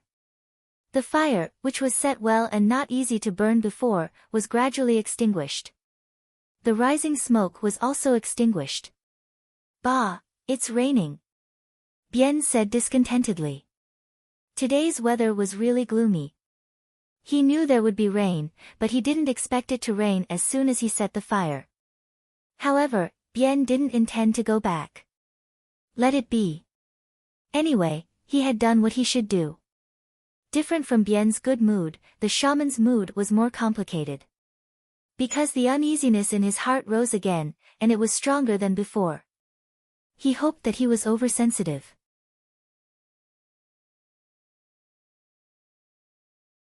Chapter 227. After the people of the Wansher tribe went to the old land of the Yanjiao tribe, many of them still felt a little anxious, especially the Wansher shaman. He always felt that there was a big stone pressing on his heart, making it difficult for him to breathe. However, since then, the chief of the Wansher tribe, Fu Ji, sent people into the forest again. Except for the wild beasts, ferocious beasts and some dangerous plants, there was no other abnormality. As a result, the people of the Wansher tribe, who had been frightened by the annihilation of the Yanjiao tribe, had almost dissipated. Now the people of the Wansher tribe felt that he had stabbed someone he didn't like.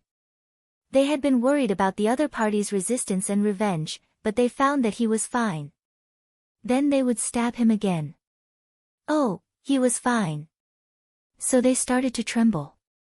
They became bolder and bolder and became more and more fearless. Fuji finally spat out the thorn in his heart. At this time, he was more sure that the annihilation of the Yanjiao tribe and the suppression of the fire seed were all tricks played by the old guys of those tribes. But that was all. Yulan revealed a smug smile. Anyway, those people couldn't do anything to him.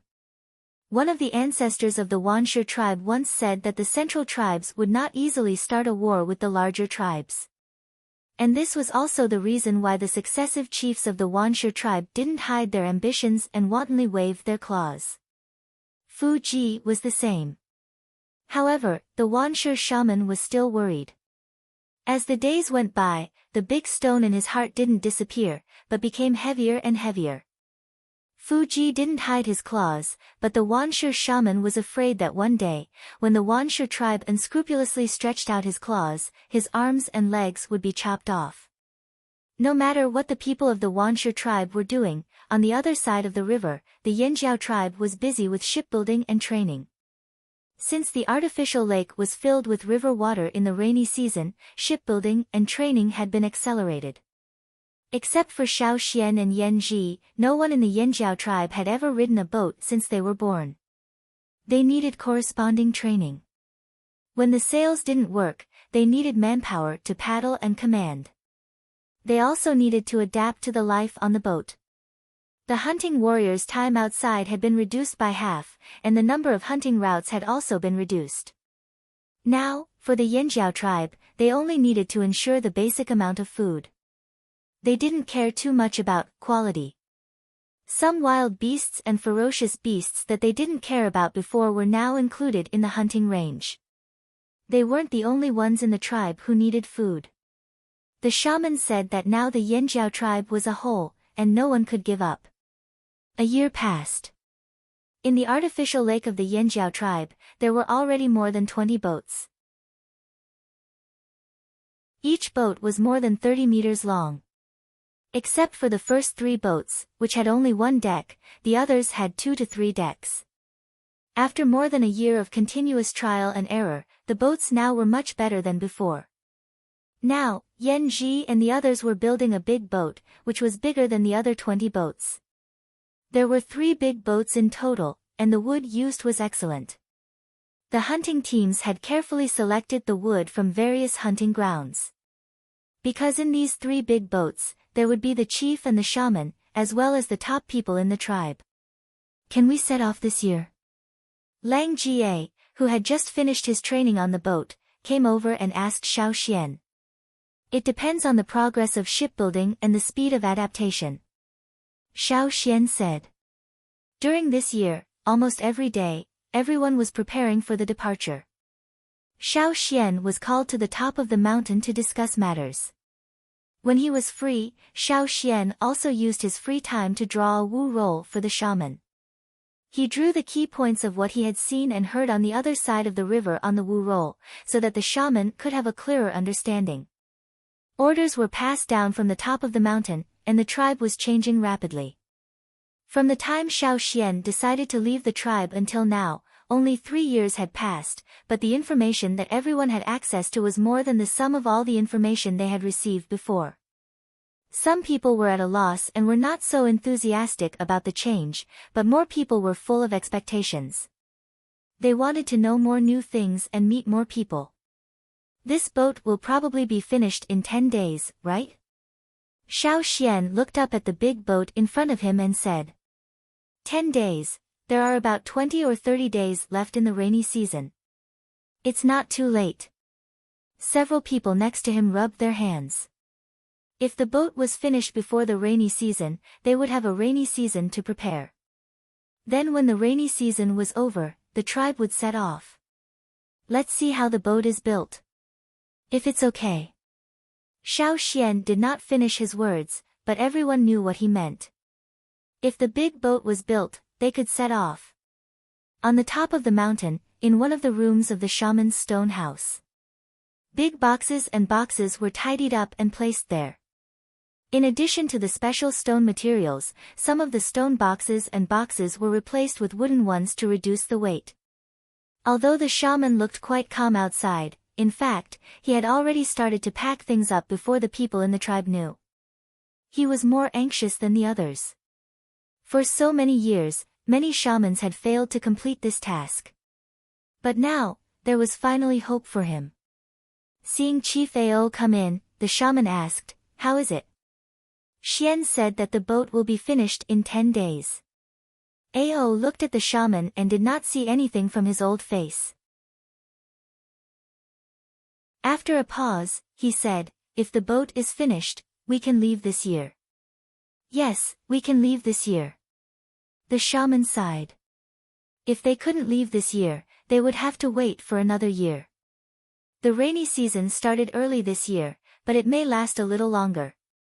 This is a rare opportunity. The shaman said. He could not accurately predict the future weather like Yang Sui of the Rain tribe, but he could give a general range. The rainy season started early and ended early. That was to say, from the end of the rainy season to the coincidence of the 2 moons, it would take a long time. It was indeed a good opportunity. If they couldn't seize it, they didn't know what would happen next year or the year after. Step up the training and restrain everyone. If anyone makes trouble. The shaman's calm face became serious. Ao nodded, "I have already told Ta and Gigu. Even if the ferocious beasts are successfully engraved, if they can't control them well, don't blame me for being ruthless. Nothing could be compared with the tribe, even if the ferocious beasts were successfully tamed and engraved." 10 days later, the 3 big boats were on the artificial lake for trial. "How is it?" Aoed had already come over. Staring at the 3 boats on the lake, he asked Xiao Xian and Yan Ji on the boat. "There is no problem for the time being. Let's try for a while," Yan Ji said. Ao still looked serious and looked at Xiao Xian. Seeing Xiao Xian nod slightly, Ao clenched his fists and strode away. The more he walked, the faster he walked. When he went up the mountain, he could only see a shadow. Now that everything was ready, he needed to discuss with the shaman about the departure of the tribe after the rainy season this year. The old place, I really want to see what it looks like. Ao thought.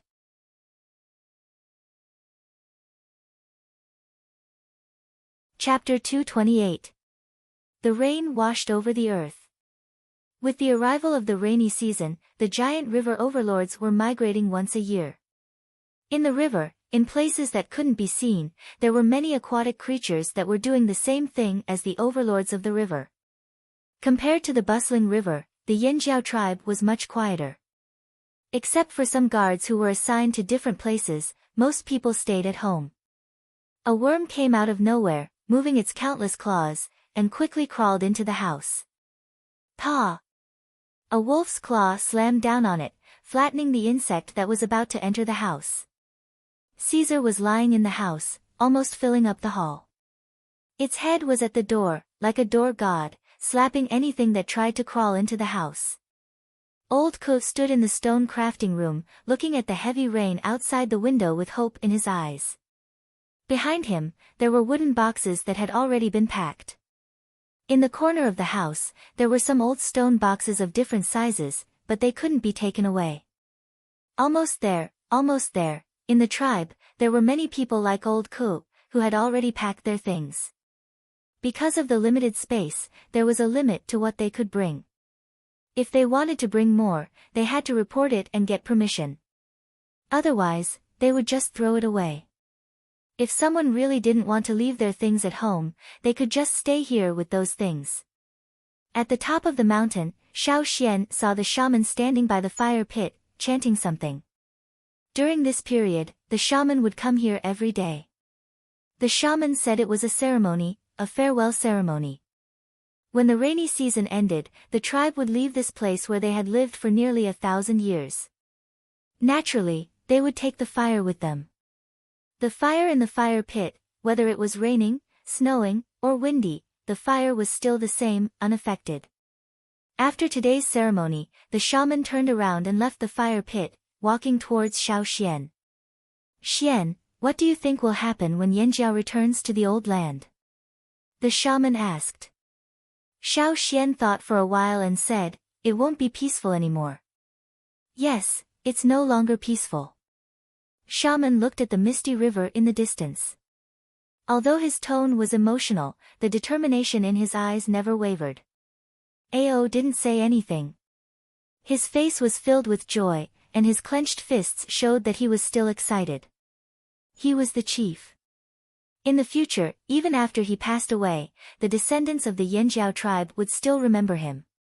This was an important turning point in the history of the tribe. Their names would be recorded in the animal skin rolls that would be passed down to future generations. This was a supreme honor. After standing at the top of the mountain for a while, the shaman, Xiao Xian and Ao returned to the stone house. In the house, the two team leaders and several other old men had already arrived. Alright, let's confirm our return plan again today. Ao spread out a piece of animal skin and said. Every 2 days, this group of people would gather here. If they didn't come for a discussion, they would feel uncomfortable all over. As an important member, Xiao Xian was often called up. After all, he was the only one with sailing experience. When the rainy season finally ended, the people who had been silent for the entire rainy season became excited. It was time to leave. The people on the mountain carried large and small boxes down the mountain. Men and women, old and young, groups by groups, walked down the path of glory. Perhaps, this was the last time in their lives that they would walk down this road. A child held his animal skin bag and followed his parents down the mountain. Halfway down the mountain, he looked back at the direction of his house. For some reason, he burst into tears. A big rough hand put on the child's head and turned his head to the front. Look at the road, don't look back. Okay. At the foot of the mountain, Gu and a few others who were usually in charge of delivering food to the cave instructed the children in the cave to leave. Cha-Cha grabbed several boxes that old Ku had tied up and flew to the boat on the other side of the artificial lake. Caesar carried old Ku on his back and went to the other side of the lake with the others at the foot of the mountain. Who would take which boat had been arranged long ago. Moreover, everyone had adapted to the boat for a period of time, so they did not immediately feel uncomfortable after getting on the boat. Xiao Xian was asked by the shaman to go up the mountain to help. The shaman had the most things. Others could reduce the boxes, but not the shaman. Even if the shaman wanted to reduce the boxes, others would not agree. Those were all left by their ancestors.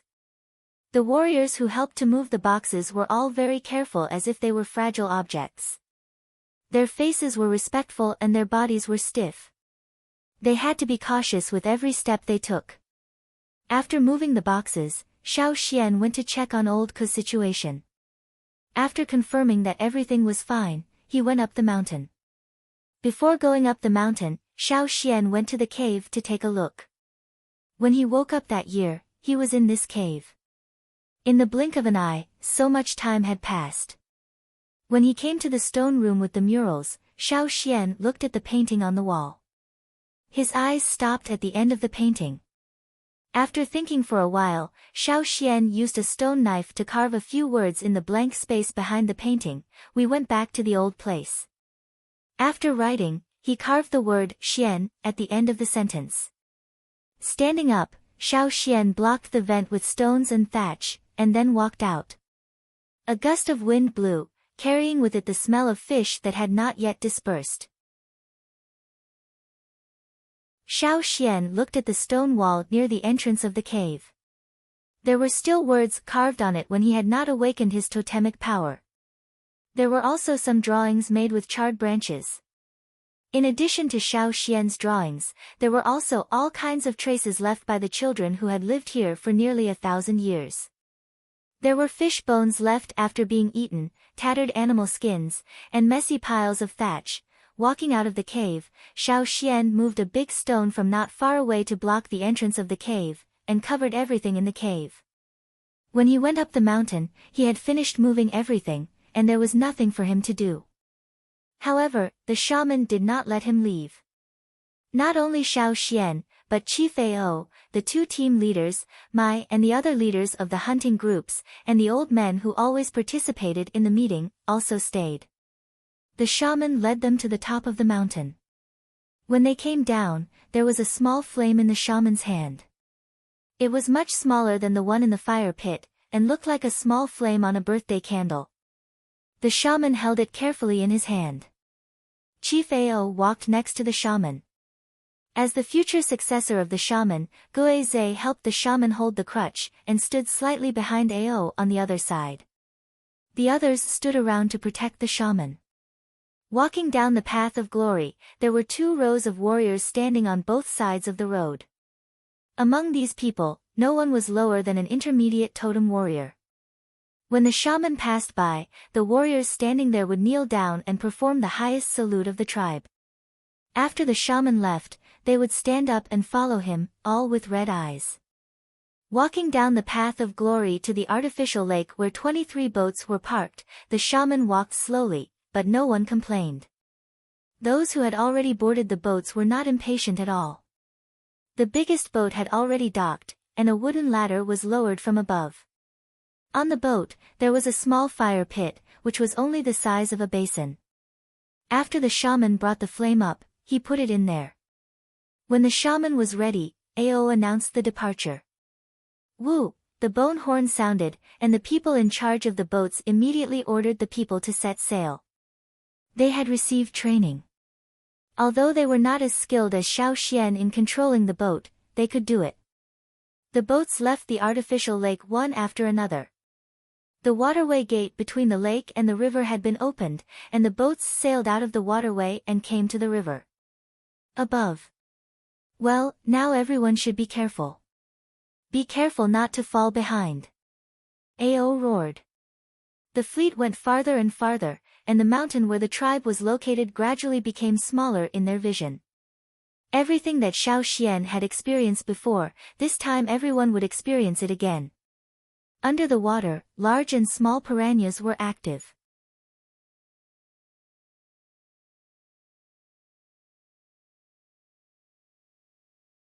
Chapter 229. The boat seemed to be moving very fast, braving the wind and waves, but it was very likely that it was only moving a little bit. The direction of the wind on the river often changed, and the direction of the water in the river was very likely to change as well. Xiao Xian had not noticed this before. When he was in the tribe, he could only see the shallow water near the shore, where it was not obvious. He could only see the horizontal changes of the river. After setting out, he focused on controlling the boat and identifying the direction, so he did not pay attention to the changes of the river's direction. Now that he observed carefully, he found that the vertical direction of the river also changed. So sometimes, the boat seemed to be moving, but in fact, it was just maintaining its position. This was only Xiao Xian's guess, and he could not confirm it now. However, Xiao Xian wondered if there was another relatively stable passage in other parts of the river. Where did the giant mountain eagles that went to the Eagle Mountain pass through? In order to avoid forgetting, Xiao Xian wrote down this question in his animal skin roll. Maybe he would encounter it in the future. Especially the Hui tribe. The tribe's boat had been moving in the direction Xiao Xian pointed out. At first, some people were not used to it, and even became seasick. Xiao Xian had already prepared for this. He and the shaman had researched medicine for seasickness. It worked, but it was limited. Many people were holed up in the cabin, and the energetic people were also restricted from moving. At most, they could only come out to look at the scenery outside, and watch the big fish with stripes and thorny dorsal fins downstream. Life on the river was very boring and stressful. No one could sleep well. Sometimes, as soon as they closed their eyes, the boat would shake a few times, and the sleepiness would be scared away. The fear brought by the river to the Yanjiao tribesmen was still there. In order to make sure that they reached the destination before the river level dropped, they traveled day and night, and the warriors took turns to go to the river. As the days passed, the energetic people became as listless as the seasick people. Many people were obviously thinner. The amount of water and food on the ship was also decreasing. Those who didn't work could only get a small amount of food to meet their minimum needs. The rest of the food was given to the soldiers who worked. No one had any complaints about this. The few ferocious beasts that had been successfully engraved on the ship didn't dare to wander around at all. They would be thrown into the river to feed the fishes. Every day, they could only look enviously at the cha-cha that could fly around in the sky and catch fish. When Cha-Cha flew down from the sky and looked at the sky with fear, Xiao Xian informed them in advance that there was no wind around them, so Ao asked everyone to paddle with all their might. When they finally got out of the dangerous area, they looked back and found that the wooden planks thrown behind them were instantly smashed into pieces. The river water seemed to have evaporated and turned into a mist. Ao and the others had the same feeling as Xiao Xian. They gasped and couldn't calm down for a long time. This river is indeed dangerous, Ao said. Ta and Gigu looked at each other and saw the fear in each other's eyes. They nodded and agreed with Ao's words. At first, they only knew that Xiao Xian had a hard time crossing the river. There were many difficulties, but they didn't have any idea. But when they experienced it themselves, they knew how dangerous it was. If they were careless, they would be buried at the bottom of the river. After experiencing it themselves, Xiao Xian became more and more important in the hearts of the people in the tribe. It could be said that without Xiao Xian, even if the tribe built a big ship, it would be impossible to cross the river safely. Are we almost there? Ta looked ahead. It was still a boundless river. It's still far away, but I think we can make it, Xiao Xian said. This year, the rainy season came early and ended early, leaving more time for the tribe. Even if the tribe's ships couldn't match the speed of Xiao Xian's last time, they could still make it. Life on the river continued. In the fleet, everyone's excitement at the beginning had already calmed down. The children on the ship either ate or slept. When they woke up, they gathered together to chat because they couldn't move freely. A long eagle cry came from the sky. The ears of the several ferocious beasts on the ship stood up and their eyes lit up. Ao and the others didn't quite understand what Cha-Cha meant. They all looked at Xiao Xian. Xiao Xian grabbed the eagle's claw and flew to the sky. When he came down, he said to the others, "We're here. We can see the river bank." Ao was overjoyed. The two team leaders also shouted excitedly. After shouting, they immediately turned back to the cabin. "Team leaders, what are they doing?" Xiao Xian was confused. Not only the two team leaders, but also Kiki and the others ran into the cabin. "Didn't we say that the drumming tribe is over there?" "Ta and the others are dressing up," Ao said, and also went into the cabin. Xiao Xian was speechless. The so-called dressing up, it couldn't be what he thought it was, right? The ships were also communicating with each other. Almost every ship was experiencing the same thing. The silent cabins were bustling with noise and excitement. When Xiao Xian saw the shaman coming out of the cabin, the corners of his eyes twitched. When did the old man wear those bone ornaments on his head? He also wore a necklace made of animal teeth on his neck.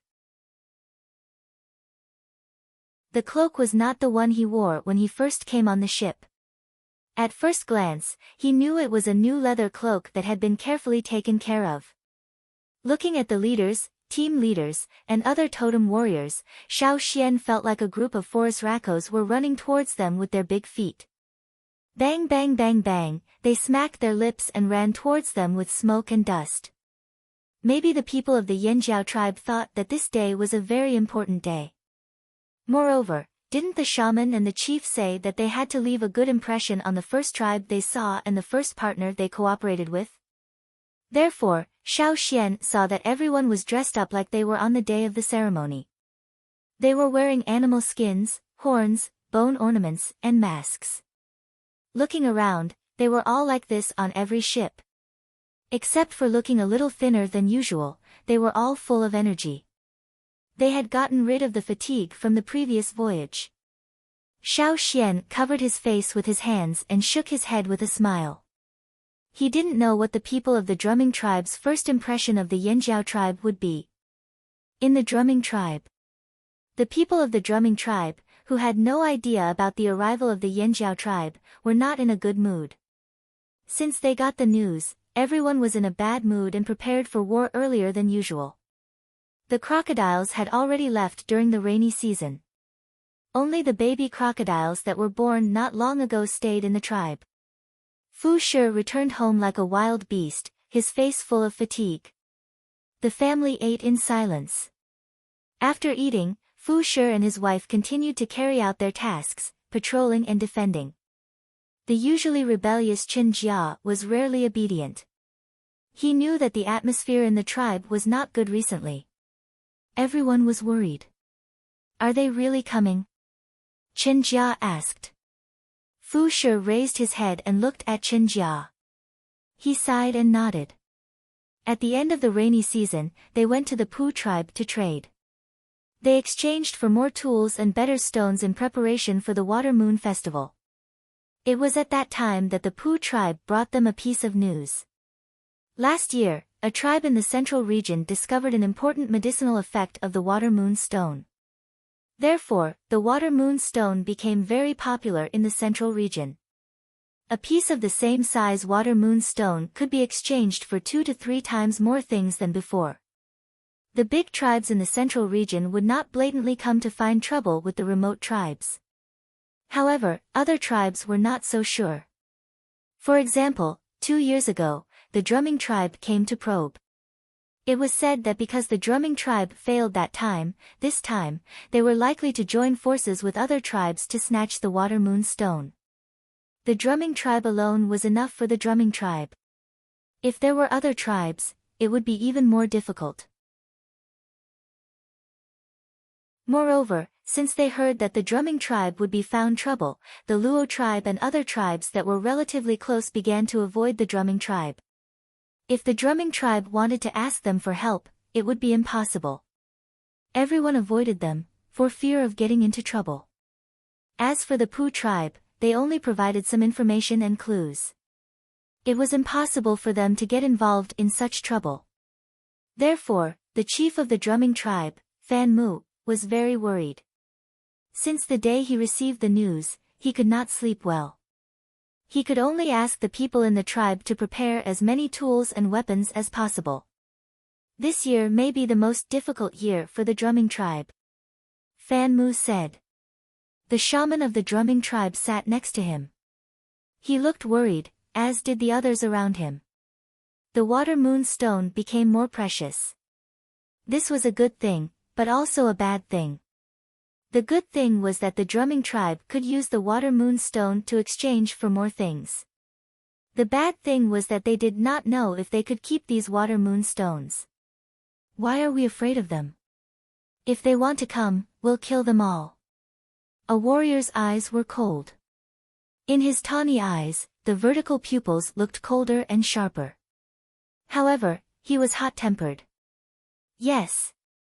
We'll kill them all. Just like before. We're not afraid. Several younger people could not help shouting. Shut up. The chief Fan Mu scolded. There were many people who were not afraid of death, but it did not mean that they were not worried. It could be foreseen that this time, if the drumming tribe really joined forces with others to attack the drumming tribe, what would happen to the drumming tribe? Let's go and find some people. A middle-aged warrior next to him said. Fan Mu shook his head. There were only a few days left. No one near them was willing to get involved. They were not familiar with those far away. Even if they could persuade others to help, they might invite a wolf into the house. Fan Mu did not trust them. The room suddenly became quiet. Only several young people were breathing heavily. They were angry because the drumming tribe repeatedly came to rob the water moon stones. They were also angry that the surrounding tribes did not help. If only Xiao Xian's tribe was here. A man suddenly whispered. When Xiao Xian left, he said that the Yanjiao tribe and the drumming tribe would have friendly exchanges. If the Yanjiao tribe was here, they would help. But where are we going to find the people of the Flaming Horns tribe? Xiao Xian did not say where their tribe was. The room became quiet again. At this time, a whistle came from the river bank. What's going on? Someone is attacking so soon. No, it's not like someone is attacking. It's more like, not long after, a patrolling warrior rushed in, panting. He ran too fast and did not stop, so he was caught by Fan Mu and forced to stop. The man's face was red, either because he was running or because he was too excited. What's going on? Fan Mu asked. When the warrior was about to speak, Fan Mu heard a long and loud eagle cry. It was very familiar.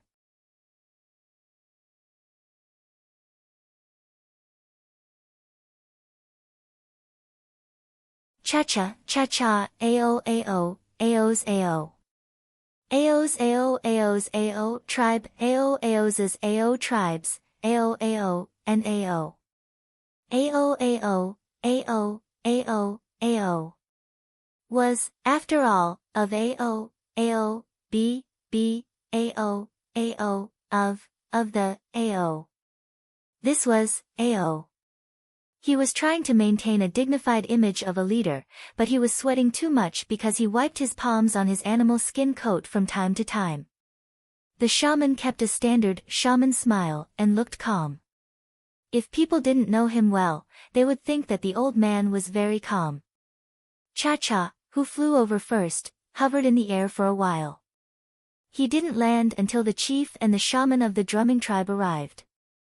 When he was close to the ground, Xiao Xian loosened his hand holding the eagle's claw and landed on the ground, standing steadily. Everyone, long time no see. Xiao Xian looked at the people of the drumming tribe and smiled. Xiao Xian. Xiao Xian, you've grown taller. Are you here to help? Xiao Xian, are the people behind you from your tribe? Fan Mu pushed aside the people squeezing forward, suppressed the excitement and joy in his heart, and said to Xiao Xian, long time no see. Welcome to the drumming tribe again. Well, our tribe is going back to the old haunt this time, so we need to pass through your tribe. Sorry to bother you. Xiao Xian said. In the drumming tribe, there were several tributaries flowing to the river, one of which was relatively wide. Now the river level hadn't dropped much, so boats could go in from there. No problem.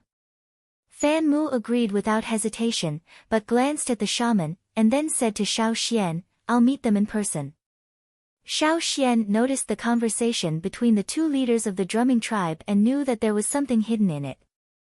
Thinking that it was close to the harvest time of the water moonstones of the drumming tribe, he guessed that it was related to this matter. After talking with Fan Mu, Xiao Xian returned to the boat again and told the shaman and Ao about Fan Mu's reply and his guess. "If it's just the invasion and robbery you mentioned, it's okay to help them. After all, they have helped you and Yanji. This is the first tribe we've seen. As you said, Xian, since we should have friendly exchanges and help each other, we should help them when they are in trouble." Ao said. "Indeed." The shaman said, "The Yanjiao tribe shouldn't be silent." Ao smiled, looked at the approaching shore, and said, "Then let's take this as the first whetstone for our Yanjiao tribe after we return." The fleet sailed towards the tributary of the drumming tribe, and the people on the shore also gathered there. The people of the drumming tribe were ecstatic when they saw Xiao Xian and the Yanjiao tribe at the beginning, and laughed out loud. But as the fleet got closer and closer, they gradually quieted down.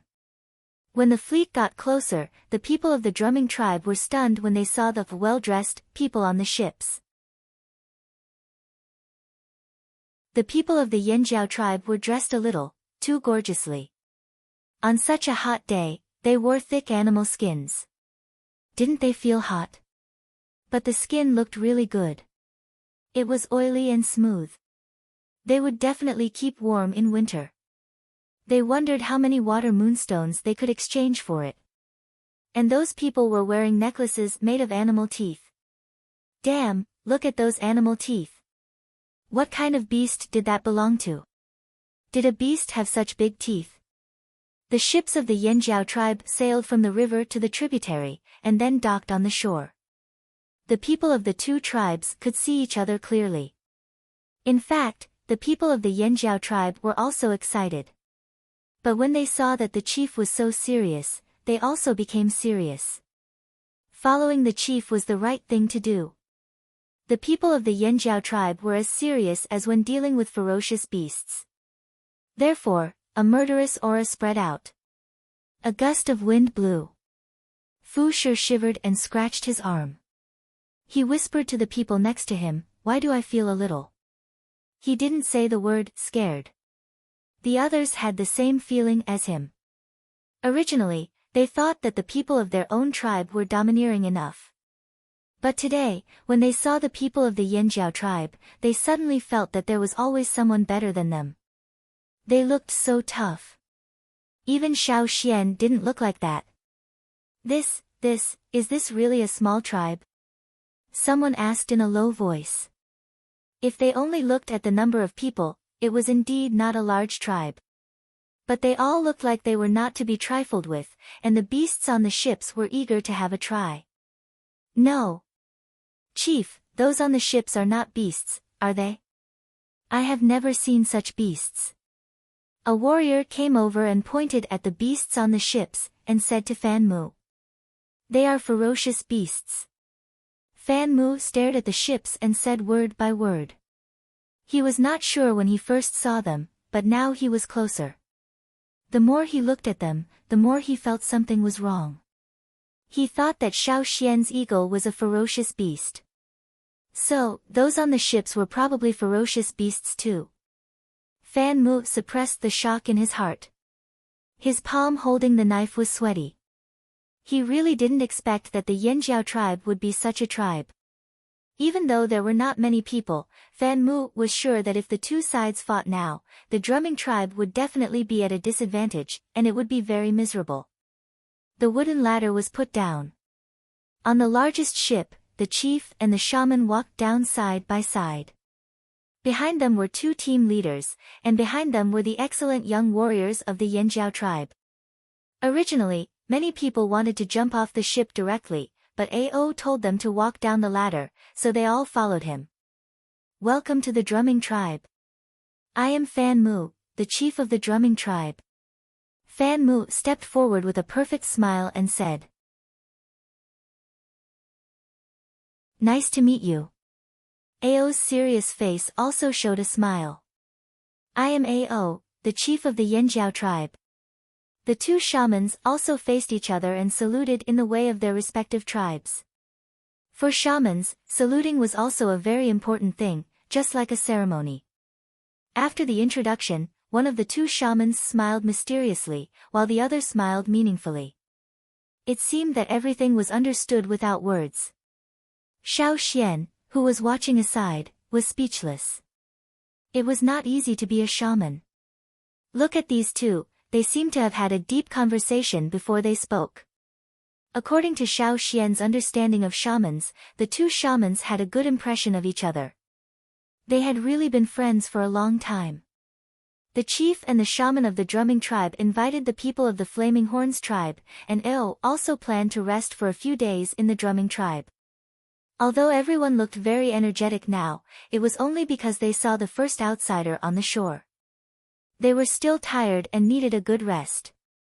Some people followed Ao and the shaman into the residential area of the drumming tribe, while others, under the guidance of the drumming tribe, rowed the ship to a suitable berthing point on the tributary. But they did not get off the ship. Without the chief's order, they still had to stay on the ship. Moreover, even if they were excited to see the drumming tribe, they still needed to be vigilant. Only a few ferocious beasts, who were bored out of their minds, clung to the edge of the ship and looked at the drumming tribe people below the ship, which made the drumming tribe people's hair stand on end. After Fan Mu led people into the tribe, he chatted with Ao and told him about his difficult situation. The Yanjiao tribe is naturally willing to help the drumming tribe in such a dangerous situation. After all, Xian has also received your help. It's just that my people need a rest.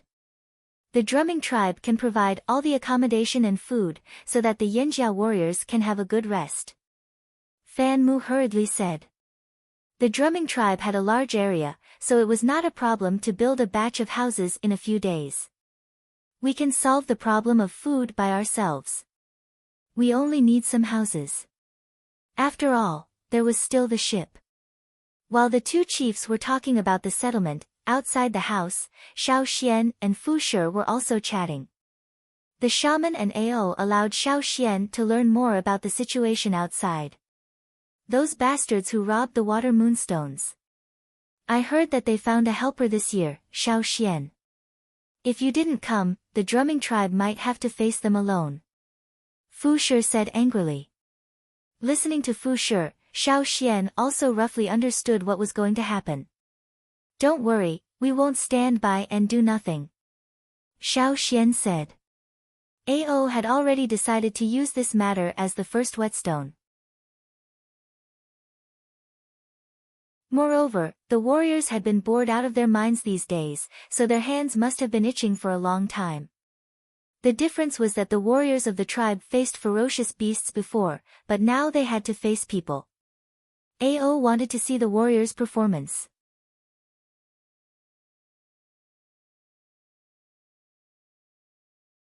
Chapter 231. With the arrival of the Yanjiao tribe, the drumming tribesmen, who were originally nervous and worried, felt less pressure. At least in the coming war, they would not be fighting alone. With a helper, they felt more at ease. After the two chiefs finished talking, they began to build houses in a place with fewer ponds. After all, not everyone liked to live on ponds. Fan Mu had considered this point, and after discussing it with Ao, they decided to divide the area. That place was slightly away from the drumming tribe's dwelling area. Usually, besides the patrolling team, no one would go there, so Ao took a fancy to it. Even if the two tribes cooperated, they would still be on guard against each other. They were not so familiar with each other that they would not guard against each other. Moreover, that place was closer to the tributary where they docked their ships. Not only could it solve the housing problem, but it could also maintain a satisfactory distance. Naturally, there were no objections. With the help of the drumming tribesmen, the construction efficiency was naturally faster. The next day, there were many more houses in that area full of weeds and trees. The houses were relatively simple, but it did not matter. The Yanjiao tribesmen did not care. They were not going to live here for long. Once the drumming tribe's affairs were settled, they would leave. The elderly, women, and children were still placed on the ships. The ships were relatively safe. If there was an invasion, the Yanjiao tribesmen would do their best to prevent the invaders from boarding. Xiao Xian was taking care of the trees and bushes around the newly built temporary residence, and setting up some warning traps. Hearing someone call his name, he looked up. After 2 years, Qinjia had obviously grown a lot taller, but there was a scar on his face, like a knife wound. What happened? Xiao Xian pointed at the scar on Qinjia's face. This? Qinjia laughed, very proud. It was left from last year's Water Moon Festival. The drumming tribe had a lot of trouble every year during the Water Moon Festival. Last year, Qinjia participated in the defense battle and was slightly injured. The scar on his face was left at that time. While laughing, Qinjia became depressed again. This year, my father did not let me participate in the battle. I had to secretly sharpen my knife. Because of the news, the people of the drumming tribe sounded the highest alarm. Unless it was absolutely necessary, they naturally wouldn't allow these young children to join. If anything happened to the warriors who participated in the battle, these young people who were still in their growth period would be the tribe's future hope. Seeing Xiao Xian, Qinjia was very happy. He told Xiao Xian everything that had happened in the past 2 years, especially his heroic battle last year. Young warriors were always happy to share their glorious achievements with others. After he finished speaking, Qinjia looked around. Seeing that no one was paying attention to them, he asked in a low voice, Xiao Xian, do the people in your tribe usually dress like this? Qinjia gestured to his head, neck, and body. No, I only dress up like this on important days, Xiao Xian said. Did that mean that the Yanjiao tribe still valued their own tribe? Qinjia was very happy. He decided to go back and tell everyone about this discovery. That's right, Xiao Xian, where's your animal skin coat? Qinjia looked inside the house. Previously, when he saw the Yanjiao tribe people, his gaze never left the Yanjiao tribe people's bodies. Those unknown animal skins and all kinds of ornaments, as well as those big teeth, made his eyes stare straight. However, Qinjia wasn't familiar with the other Yanjiao tribe people, so he could only come to Xiao Xian's place. He wanted to see the Yanjiao tribe's clothing, so he could go back and brag to others. I only brought one piece. It's in the wooden box inside. The rest are on the boat. Xiao Xian pointed to the wooden box in the corner. This was something that old Ku had asked Caesar to send over early in the morning. There were 2 boxes. One contained daily necessities and clothes, and the other contained the enlarged thorn black wind clothing. Old Ku was worried that Xiao Xian wouldn't have anything to show off. Can I take a look? Qinjia asked expectantly. Sure. Qinjia happily ran to the front of the wooden box and opened it. Oh, Qinjia touched the clothes that were covered with spikes. Other than crocodiles, they had only seen a few wild beasts. They had never seen a beast with so many long thorns. While Qinjia was looking at the thorn black wind clothing with shining eyes, Xiao Xian also casually asked about the upcoming war. Don't underestimate this group of rebellious children. The things that they know may not be less than the adults. Qinjia and the other children have a very close relationship with each other. Other than the drumming tribe, there's also the drumming tribe. It's also a very dangerous tribe. Qinjia said. Drumming tribe? Yes, a friend of mine overheard it. It's just that the drumming tribe is close to the central region and rarely comes here. This time, they will probably come, but I'm not sure. Qinjia told Xiao Xian all the information he had gathered. As Xiao Xian listened, he changed the direction of the thin silk thread in his hand. He thought to himself, it seems that this time, there will be many people coming here to snatch the water moonstones. Moreover, they are all fierce characters. Maybe there will be people from the central region involved. No wonder the people of the drumming tribe were so desperate. The Yanjiao tribe, I have to be more cautious. At night, Xiao Xian shared a room with 8 warriors. Among them were Kiki and Tuo. They were all people he knew. As the night deepened, there were no fires in the drumming tribe. The Yanjiao tribe also went to bed early. There were no fires around, only the moonlight sprinkling down. In the middle of the night, Kiki woke up because he wanted to pee. He got up in a daze and went outside to relieve himself. Not long after Kiki went out, an undetectable buzzing sound was heard. Xiao Xian suddenly opened his eyes and carefully identified the direction of the silk thread. Xiao Xian took out his leather whistle and blew it a few times. It sounded like the sound of insects in the night. Kiki, who was walking in a daze from his room into the forest, suddenly stopped. He yawned and continued to walk forward. However, after stretching his body, he put his hand on the hilt of the knife at his waist. It was a habit of hunting. When outside, no matter where, no matter what, the knife would never leave his body. It was the first time he came to such a strange tribe, so he had to be more careful. Except for the first day when everyone dressed up, they changed back to their original clothes on the second day, which made it easier to work. At this time, most of the people of the Yanjiao tribe were wearing sleeveless animal skin clothes. On Keek's exposed strong arms, the muscles were like hard stones, and the meridians on his arms were pulsing. His strong body looked like a solid wall. At first glance, he really did look like someone from the drumming tribe. Kiki walked into the depths of the forest step by step. While walking, Kiki suddenly adjusted the totem power in his body to the limit. The momentum around his body rose instantly, and the flame-like lines appeared clearly on his exposed arms. He stomped his feet on the ground, splashing mud and grass. Keek's figure shot out like a bullet, rushing in one direction. Was he discovered? The man in the grass didn't know how he was discovered so quickly, even though he was good at hiding. When did the people of the drumming tribe become so sharp? The man hiding in the grass didn't expect that the sleepy guy would suddenly attack. Moreover, the guy was running straight towards him. He was so fast that he didn't have much time to react. This kind of attack was similar to the people of the drumming tribe, who broke out in an instant and closely followed the prey. The person in the grass also reacted quickly. He hurriedly stepped back a few meters.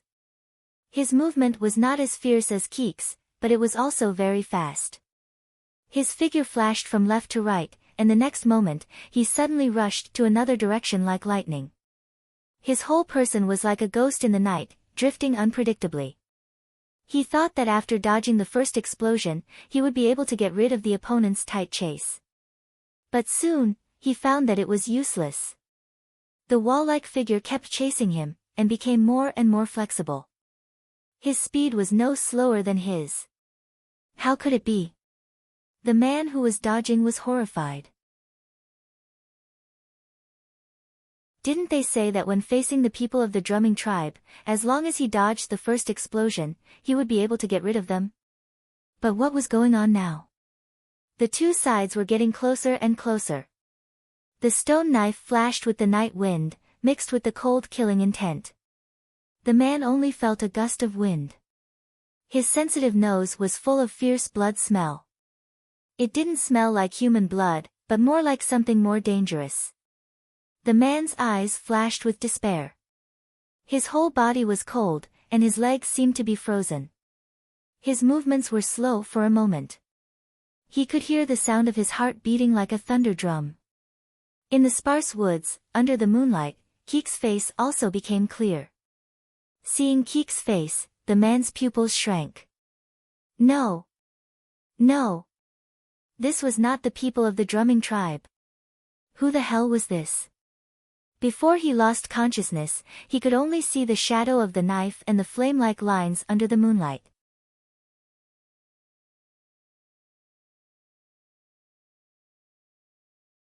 Chapter 232. After Kiki finished peeing, he yawned and went back with the bloody man in his hand. As soon as he opened the door, he found several pairs of eyes staring at him. The moonlight shining through the door was reflected in the eyes. Kiki was so scared that the sleepiness he had just woken up disappeared immediately. "What's wrong?" Kiki asked nervously. Although there were no torches in the room, everyone could see clearly what Kiki was carrying because of the moonlight. Not to mention, there was a strong smell of blood. Just now when Xiao Xian blew the whistle, the people who were asleep all got up and silently approached the door, ready to go out and solve the problem if something really happened. However, they didn't hear Kiki's signal for help for a long time. Now it seemed that this guy had solved the problem. "What's that in your hand?" Tua asked. He was worried that Kiki would kill the patrolling warriors of the drumming tribe. It was rare for them to meet a foreign tribe, and they had a cooperative relationship. It would be bad if Kiki made trouble at this time. "Oh, I don't know who it is." Kiki scratched his head and put the man down. He didn't know what to say. He didn't feel anything when he killed the man, but now he suddenly felt a little uncomfortable. At that time, he acted according to his habit.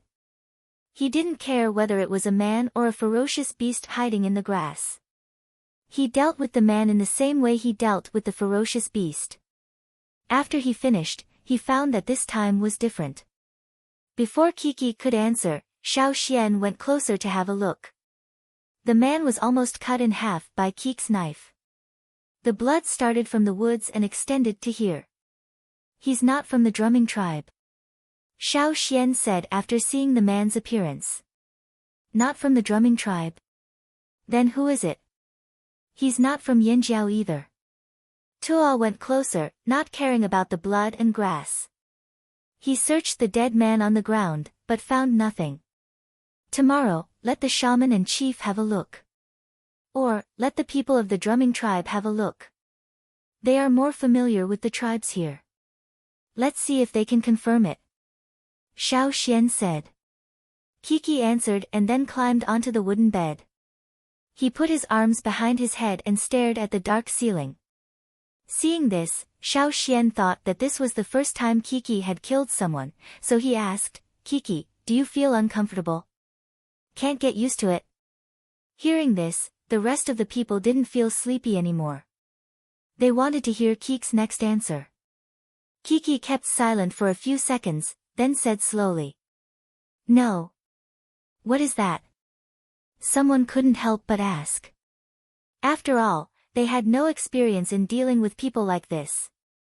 Thinking about the upcoming battle, they wanted to learn from Kiki, who had just experienced it himself. Experience was something that warriors had always valued. That is. Kiki paused after saying 2 words. "What is it?" "I just feel. Why is this person so weak? It's not satisfying to kill him with 1 strike," Kiki said. Xiao Xian was speechless. This guy's old habit of looking down on people who could be killed with a single slash was back again. If the dead man heard this, he would be so angry that he would spit out blood. There were still a few days before the Water Moon Festival in the drumming tribe, and now the invaders had sent someone to investigate. The one sent here at this time was definitely not weak. At least, he was confident that he could avoid the patrols of the drumming tribe. However, he had triggered the warning system set by Xiao Xian in the forest. At the same time, Kiki, as a member of the advance group, had always gone all out when he met an enemy. He couldn't afford to be careless or slow down. This was the main reason why he killed the man with 1 slash. After chatting for a while, the warriors were too tired and fell asleep. Kiki also threw the man who was almost cut in half at the door. The next day, when the people of the drumming tribe came, they were shocked when they saw the scene at the door. They thought it was a civil war among the Yanjiao tribes. After hearing Xiao Xian's words, they became serious. To be on the safe side, they took the dead man with them and went to the chief of the drumming tribe with Kiki and Xiao Xian. Ao also went to check the situation. After carefully observing the dead man, Fan Mu shook his head and said, "I don't know which tribe he came from." The people of the drumming tribe didn't travel around as much as the people of the Pu tribe, so they only knew the tribes closest to them and the tribes that often attacked them. They didn't know anything else. He should be the helper of the drumming tribe this time. A man beside Fan Mu said. He avoided the patrols outside. He could avoid the patrols outside, but he was easily killed by Kiki. Fan Mu and the shaman of the drumming tribe looked at each other and didn't say anything. They just had a new evaluation of the strength of the Yanjiao tribe's warriors, which could be seen from the slash marks on the dead man's body. Fan Mu and the others wanted to ask more about what happened last night, such as whether the enemy showed his totem or not, but Kiki's answers almost made them suffer internal injuries. Too sleepy, didn't pay attention, don't remember. As the most outstanding warrior of the younger generation of the drumming tribe, Qingyi looked at Kiki, who was scratching his ears and cheeks to recall the battle last night, and thought to himself. When Kiki was reenacting what happened last night, there was no murderous look on his face, nor in his words. There was only stupidity between his eyebrows, and no murderous look.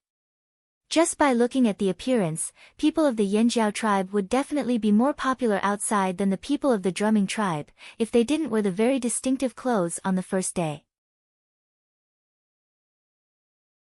It was a matter of appearance. People of the drumming tribe generally looked more exaggerated. However, as a person who often led a team to trade, Qingyi had an instinct of dealing with different people. He could feel a kind of dangerous aura from Kiki, like the wild beasts in the deep mountains who would kill their prey once they set their eyes on it.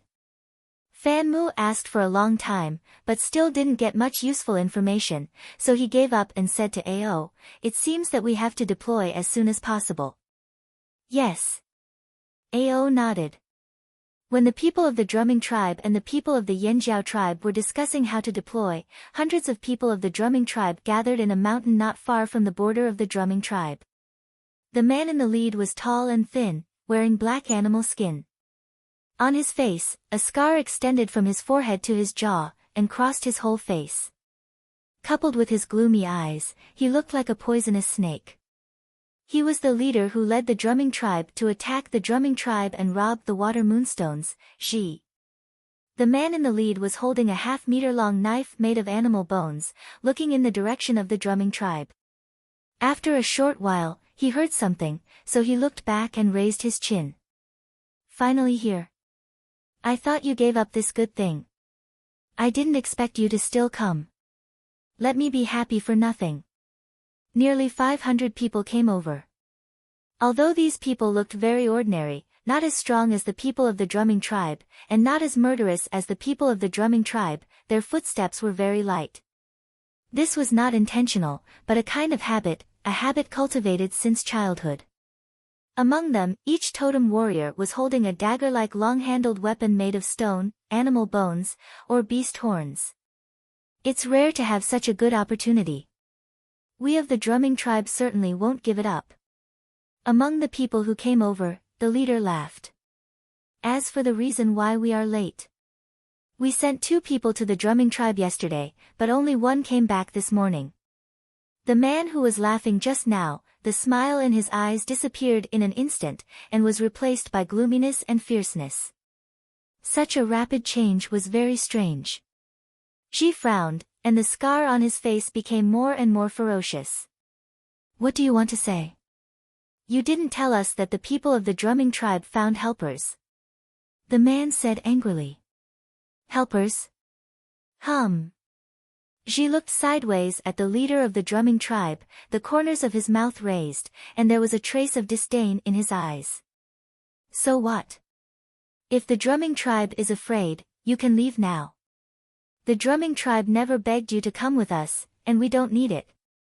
In Ji's view, even if the drumming tribe found helpers, they would be some small tribes with little sense of existence in the periphery, and there was nothing to be afraid of. "In your dreams." The leader of the drumming tribe sneered.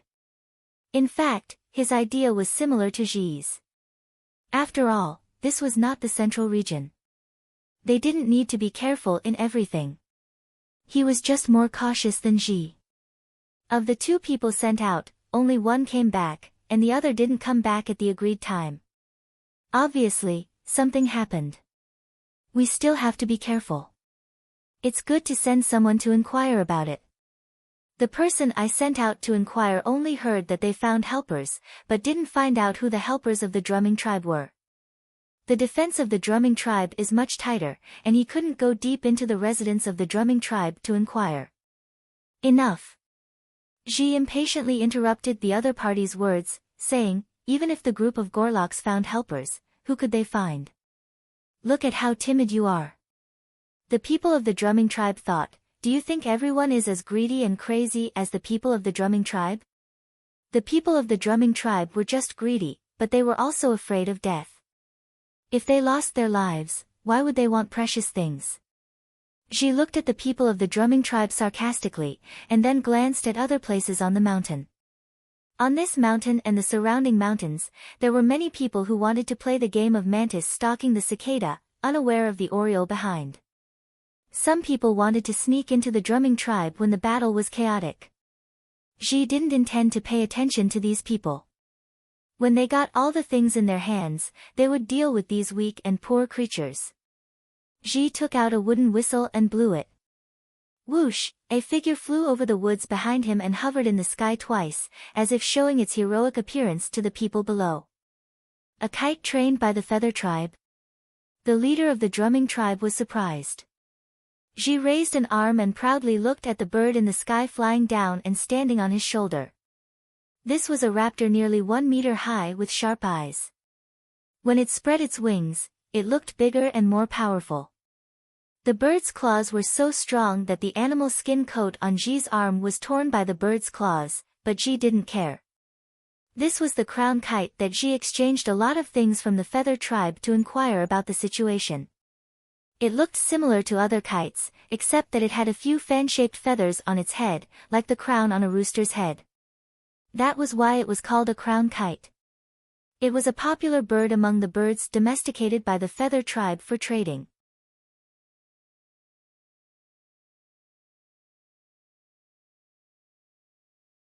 Chapter 233.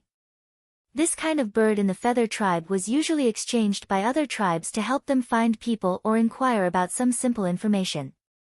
It could also be used as an early warning. However, to exchange for this kind of bird, a lot of food was needed.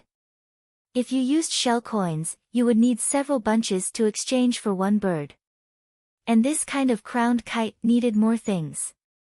It was expensive but very popular, especially in the central region.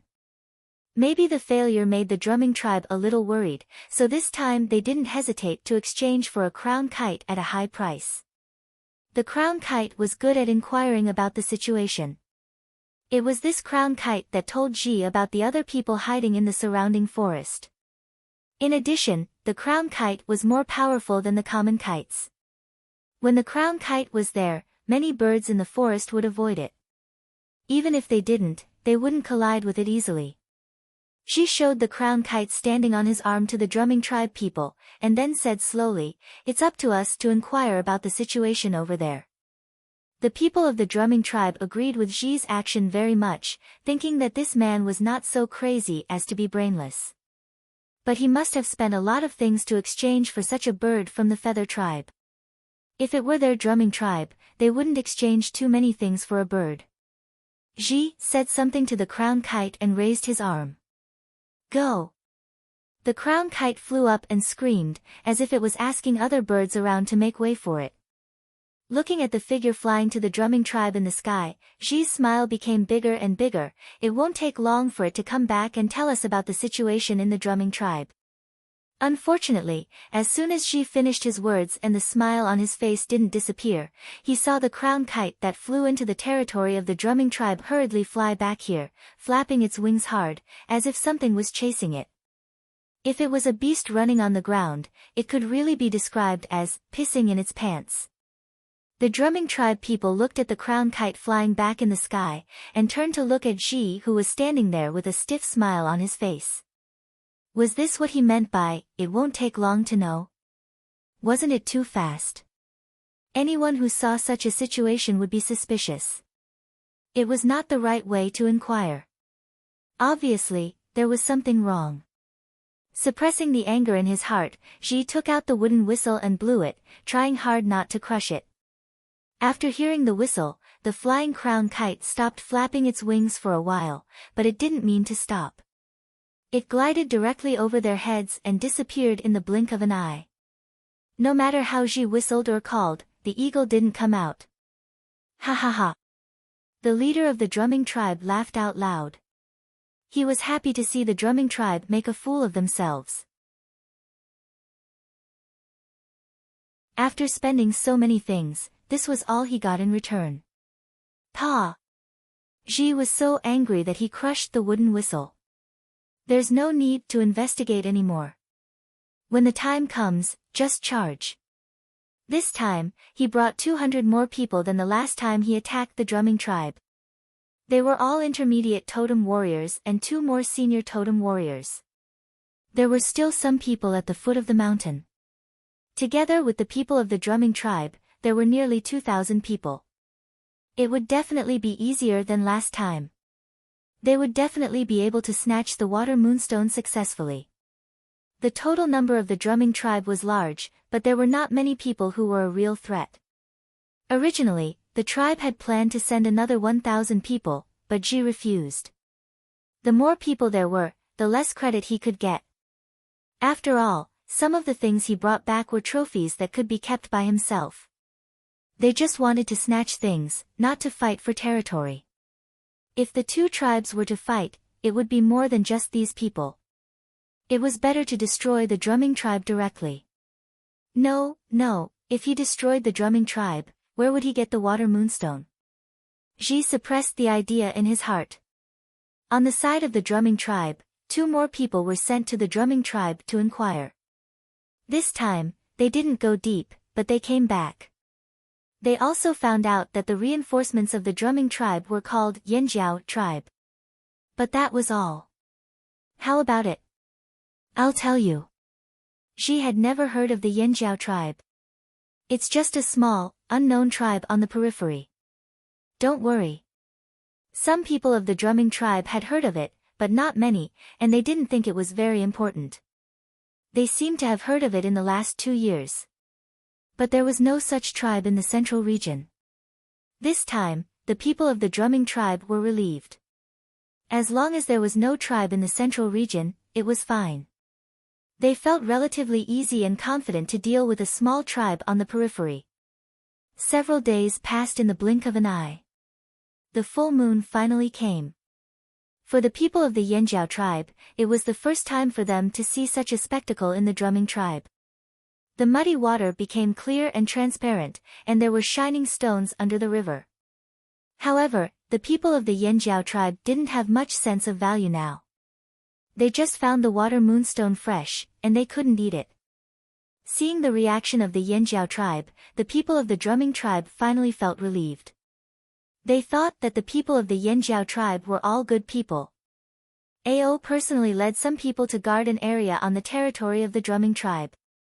This is our first battle here, and it's also a significant one. Our opponents are no longer the ferocious beasts in the forest, but the invaders from other tribes. They're the same as us. But what I want to say is, although the invaders are also humans and not ferocious beasts, I still hope you can treat them seriously like how you hunt ferocious beasts. Just like Kiki, let these invaders see the ability of the Yanjiao tribe. Let them remember how the Yanjiao tribe defeated them. Being praised by the chief in public, Kiki felt very proud. What's there to be proud of? When the time comes, I'll definitely hunt more than you. Tua and the others secretly thought. Ao's gaze swept across the people gathered here and said solemnly, the invaders are not my people. Kill the invaders. Kill. The people seemed to have returned to the time when they were in the tribe, standing on the top of the mountain before the hunt, mobilizing before the hunt. At this time, they really wanted to sing the hunting song, but the chief didn't allow it. After finishing his words, Ao waved his hand, and the people gathered here immediately scattered to different places. This was the arrangement they had made in advance. They were divided into hunting groups, and each group had its own place to be responsible for. Xiao Xian was assigned to Keek's group. They were all members of the advance group, and later they would catch some powerful people, such as middle-level and senior totem warriors. It was the first time for them to face such a hunt, so many people were very nervous and excited. After holding back for so long, they could finally hunt. Hey, in the air, Cha-Cha had already warned. Then, not far away, there came the sound of the people patrolling outside the drumming tribe. This meant that the people over there had officially set off. Ao stood in the same place and didn't move. He quietly listened to the movements nearby, as well as some small sounds in the distance that were quickly approaching. Whoosh, an arrow, from the other side of the forest, was shot towards Ao, who was standing there, straight to his face. This arrow was carefully made, and the arrowhead was also polished with the best stone material, which could easily penetrate a tree trunk. The archer's archery was also very good. The arrow passed through the forest, but didn't touch a branch or a leaf. Instead, it caught a little gap that was difficult to find in the forest. However, when this fierce arrow was half an arm away from Ao, it was firmly caught and then thrown back.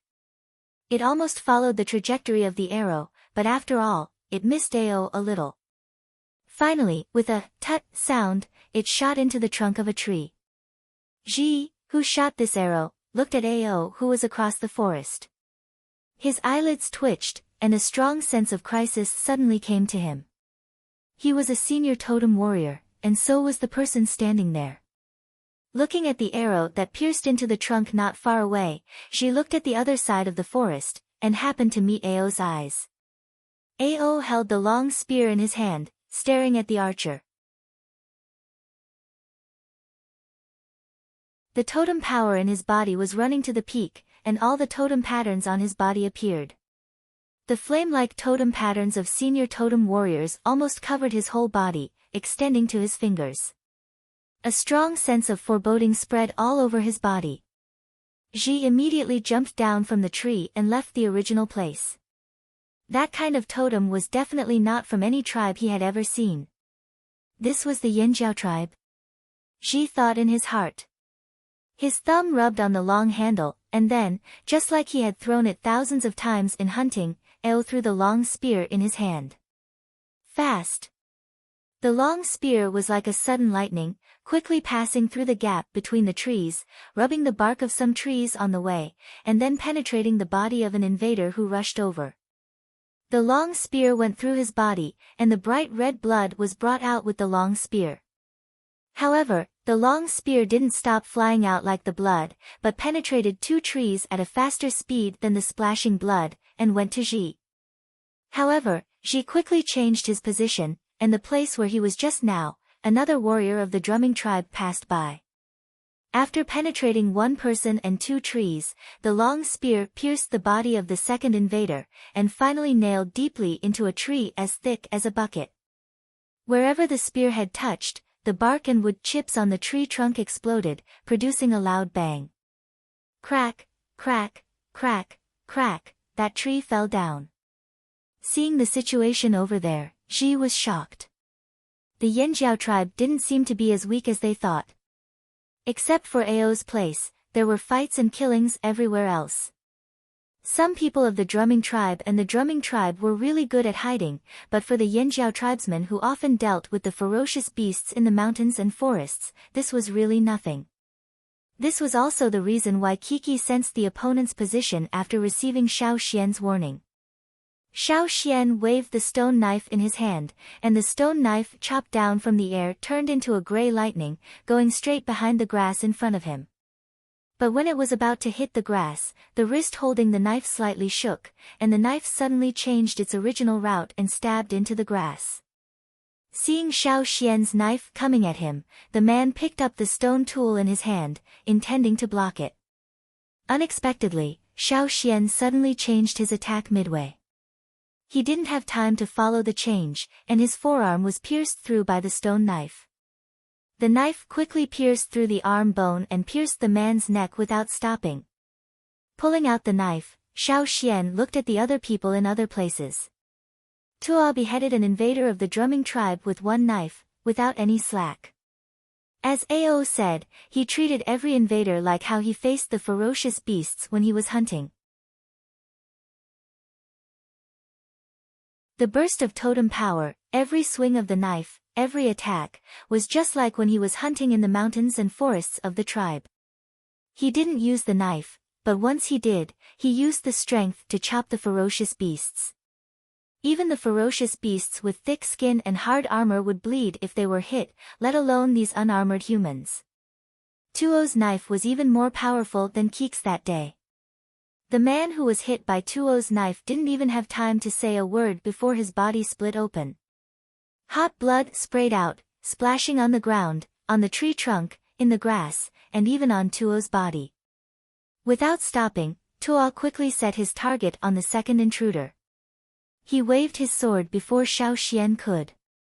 The blade quickly drew a horizontal arc in the air, and the second intruder was directly cut in half at the waist. The attack was executed in a single breath. The speed, the ruthlessness, and the ferocity of the saber completely exceeded the invader's imagination. Puff! The color of blood spread out like a red fountain. The man who was hit by the knife was still in the air, but below the waist, he ran 2 steps before falling down. When Fu Shi came over with 2 warriors of the drumming tribe to check on the situation of the Yanjiao tribe, they happened to see this scene.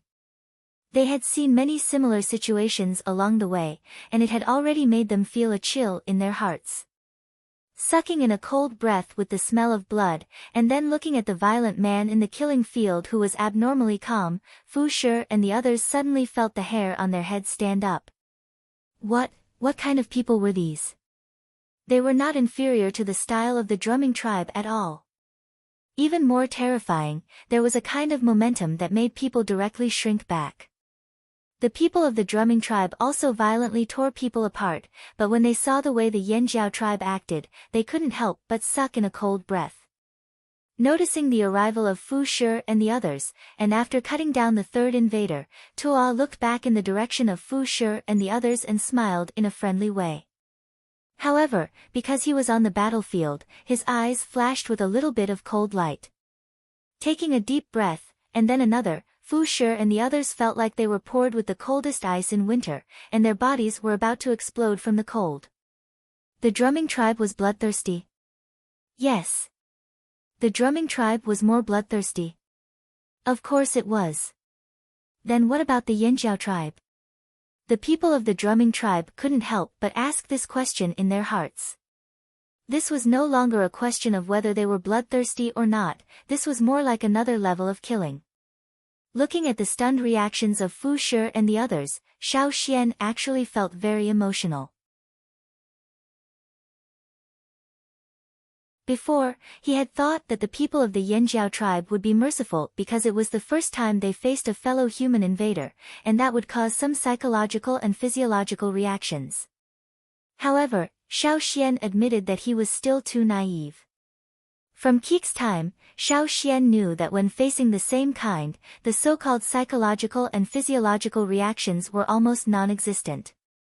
Here, there was only the tribe, their own people, and the enemy. This was probably deeply engraved in their blood since birth. Of course, this also included Xiao Xian's current body. These people of the Flaming Horns tribe were like humanoid weapons that had been locked up for a long time. In the past, they were only confined in unknown places to practice. But now, these humanoid weapons were finally released.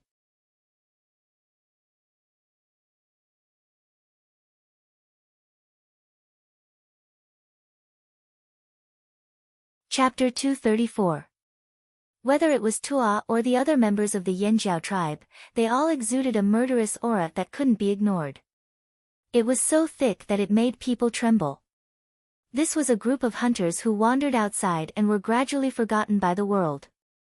They were a group of killing gods. They seemed to have walked out of a sea of blood, their violent and tyrannical aura making people breathless. However, these people were very restrained. As long as they wanted, they could hide all their murderous aura in the next moment. These people were like human-shaped weapons that had suddenly been thrown into this area, and they caused numerous bloody and murderous intents. Seeing Xiao Xian and Tuo looking at him doubtfully, Fu Shi came back to his senses and swallowed his saliva. He said, "The chief asked me to come over and see if you need help here." Towards the end, Fu Shi didn't have enough confidence and was embarrassed to continue. "Do you still need help? Don't you see that the situation here is almost one-sided?" "Cough, you don't seem to need it," Fu Shi said embarrassedly. "Don't worry here. Fu Shi, you can take care of the people in the tribe who are harvesting the water moonstones. There should be people who have hidden very well who have broken through. Even if the Yanjiao tribe was in charge of this area, there would be people who broke through the defense line in other places. Just like before, there might even be other people who interfered. The drumming tribe was also not peaceful. Well, since you're fine here, we'll leave first." After saying that, Fu Shi took his people and ran away. As he ran away, Fu Shi thought to himself, "I told you not to worry about the Yanjiao tribe people. Before, when I saw Xiao Xian's strength, I knew that the people in this tribe should be relatively strong." The chief was worried for nothing. These people of the Flaming Horns tribe were not weak. On the contrary, they were much stronger than they had imagined. If they were to fight against such a tribe, Fu Shi shuddered. However, with such a tribe as a helper, the drumming tribe was indeed much more relaxed this time. After Fu Shi left, Tuo shook off the blood on his knife. His body was also stained with a lot of blood, but he didn't bother to wipe it off. He went to the other side with Xiao Xian. No one had come here for the time being. It was a waste of time to just stand there. They needed to take the initiative to search. In the drumming tribe, there were many places with tall grass and dense shrubs.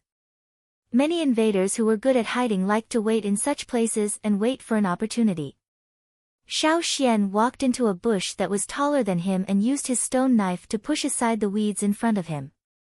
He was vigilant of his surroundings. As long as there was the slightest movement, he would immediately slash with his knife. This was because most of the movements were caused by the hidden intruders. As he walked, 2 more people jumped out from the bushes. Xiao Xian was about to start, but Tuo stopped him, indicating that he should do it. Tuo was just about to use his saber when he saw a person rush out from the side. "I'll do it. I'll do it." Kiki rushed over before Tuo could do anything. The stone knife in his hand chopped at the intruder in the front. 1 slash, 2 slashes, 3 slashes, the dense grass that was filled with the smell of grass was suddenly filled with the thick smell of blood. The invader who had been alive and kicking just a moment ago was now lying on the ground silently. In this place, except for their own people, all living creatures with attacking power were regarded as enemies. At this moment, in their eyes, these intruders were the same as all kinds of prey they had encountered when they were hunting in the forest. Although these intruders looked like them, the chief had said that all non-members of the tribe were the same. Of course, allies were different. Kiki didn't feel any pressure at all. Sometimes, Xiao Xian only felt that these people's thoughts were unbelievably simple.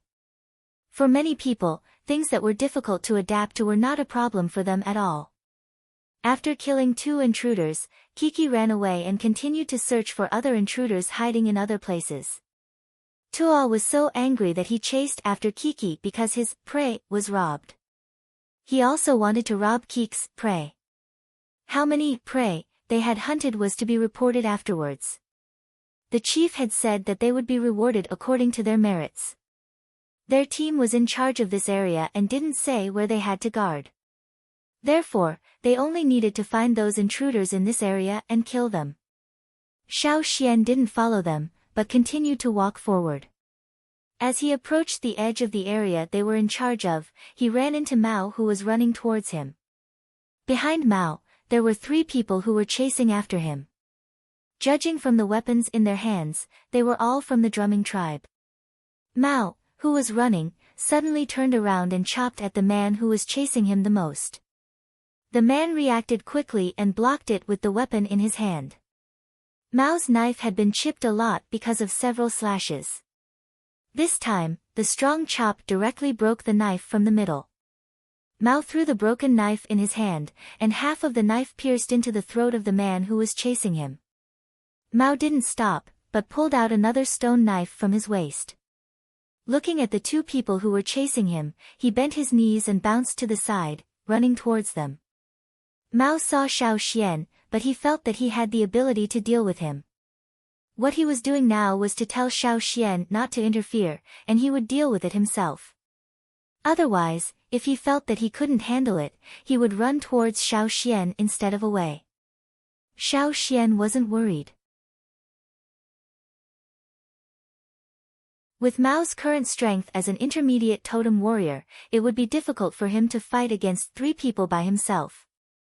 After all, they were also intermediate totem warriors. The Yanjiao tribesmen didn't seem to be easy to deal with. Instead, they ran away. It was just like encountering a fierce beast when hunting. If they couldn't beat it, they would run away. After running away, they would look for a chance to stab back, or even give a fatal blow. There was no doubt that the warriors of the Yanjiao tribe were calmer than the people of the drumming tribe. Their calmness made the people of the drumming tribe feel scared. When the people of the drumming tribe encountered similar situations, most of them would say, "I'm not afraid of you. Fight." This was because their eyes were red from killing, and their emotions were out of control. And the people of the Flaming Horns tribe, just like Mao, ran away first. When the pursuers thought that he was going to escape to a safer place or look for his companions, they found that he turned around and slashed his blade, killing the pursuers one by one. They could always find the best chance to attack when others thought they were crazy and lost their minds. However, the people of the drumming tribe, and the drumming tribe didn't know that when the people of the Yanjiao tribe were hunting in the forest, the more dangerous the situation was, the more frequently they would use their killing moves. If the people of the Yanjiao tribe didn't have a calm mind at that time, they would have died long ago. They didn't expect to be smart or flexible. They only needed to keep calm in the short time when the situation was critical. In this way, even if they couldn't kill, they could choose to escape unscathed. As Xiao Xian expected, Mao killed the pursuers very calmly.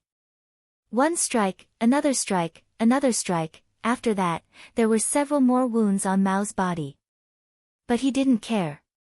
After applying some medicine, he ran to where his grandfather was. On Ao's side. After several unsuccessful attacks, Xi found that the people he was facing were very difficult to deal with. Facing Ao, it was like facing a towering ancient mountain. Standing in front of such a mountain, Xi suddenly felt that he was a little small. Ao's attack came without any warning. Just a moment ago, he was still walking slowly, as if he had left the battlefield and did not want to be a spectator. However, the next moment, he took a step forward like lightning. Under the stimulation of the totem power that had soared to the peak and the momentum of this step, he waved his arm like the long spear that had been thrown out just now. With the momentum of this step, he rushed towards Ao with a strong and fierce momentum that could break through everything. When Mao arrived, he just saw a figure being hit by his grandfather. Not paying attention to the figure that flew out, Mao looked around and found no other dangerous people. Then he went to Ao's side. "Grandpa, should we let them out?" Mao glanced at Ao, and then quickly looked at the direction of the ship. Ao was silent for 2 seconds, listening carefully to the movements around, and then said, "Well, let them out to stretch their legs." Ao used this battle as the first training ground and the first whetstone for the Yanjiao tribe. Looking at the current situation, it was totally unnecessary to let those guys out. But, it had been a while, and there were people outside the drumming tribe who were ready to make trouble, so it was better to end the battle quickly. With Ao's permission, Mao's eyes flashed with joy. He didn't stay any longer, and hurried away to let Ao continue. Looking at the man who was hit and was about to get up and run away, Ao frowned and clenched his fists. He was really tough. She just wanted to leave as soon as possible. The people of the Yanjiao tribe had a keen sense of danger, a fierce and decisive attack, and a savage and ferocious killing intent, which shocked him very much. Where the hell did this tribe come from? Ji was extremely horrified. And what did the young man say just now? Let them out. Who were they?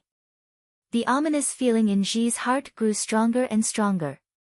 Perhaps, this operation was not as simple as he thought. Instead, it was carried out in a way that made them fearful. Mao, who ran out from Ao's side, avoided the sneak attack of the invaders. At this moment, he didn't want to fight, but picked up the leather whistle and blew it with a specific rhythm. Mor, Yang Guang and his sister, and Lei, who were participating in the defense battle everywhere, had excitement in their eyes. Ignoring the wounds on their bodies, they avoided the blades of the invaders and ran away. While running, they blew their own leather whistles. For a moment, there were all kinds of whistles in several places where the Yanjiao tribe was responsible for defense. The sound of the leather whistle made by each person was slightly different from that of the wooden whistle, but the sound of each tamer's whistle was well known by those ferocious beasts with engravings. Several ferocious beasts, who were ordered to stay around the fleet, were pawing the ground and kicking their hooves out of boredom. Hearing the whistles, they sped up and ran towards their tamers. You're tuning into the Blissful Bookshelf YouTube channel. We're so grateful for your support, and don't forget to subscribe to join us on this incredible journey through captivating stories. Your generosity through donations truly makes a world of difference, as it's the primary source of revenue that allows me to expand and enhance this channel for you. Thank you from the bottom of my heart for being a part of this adventure.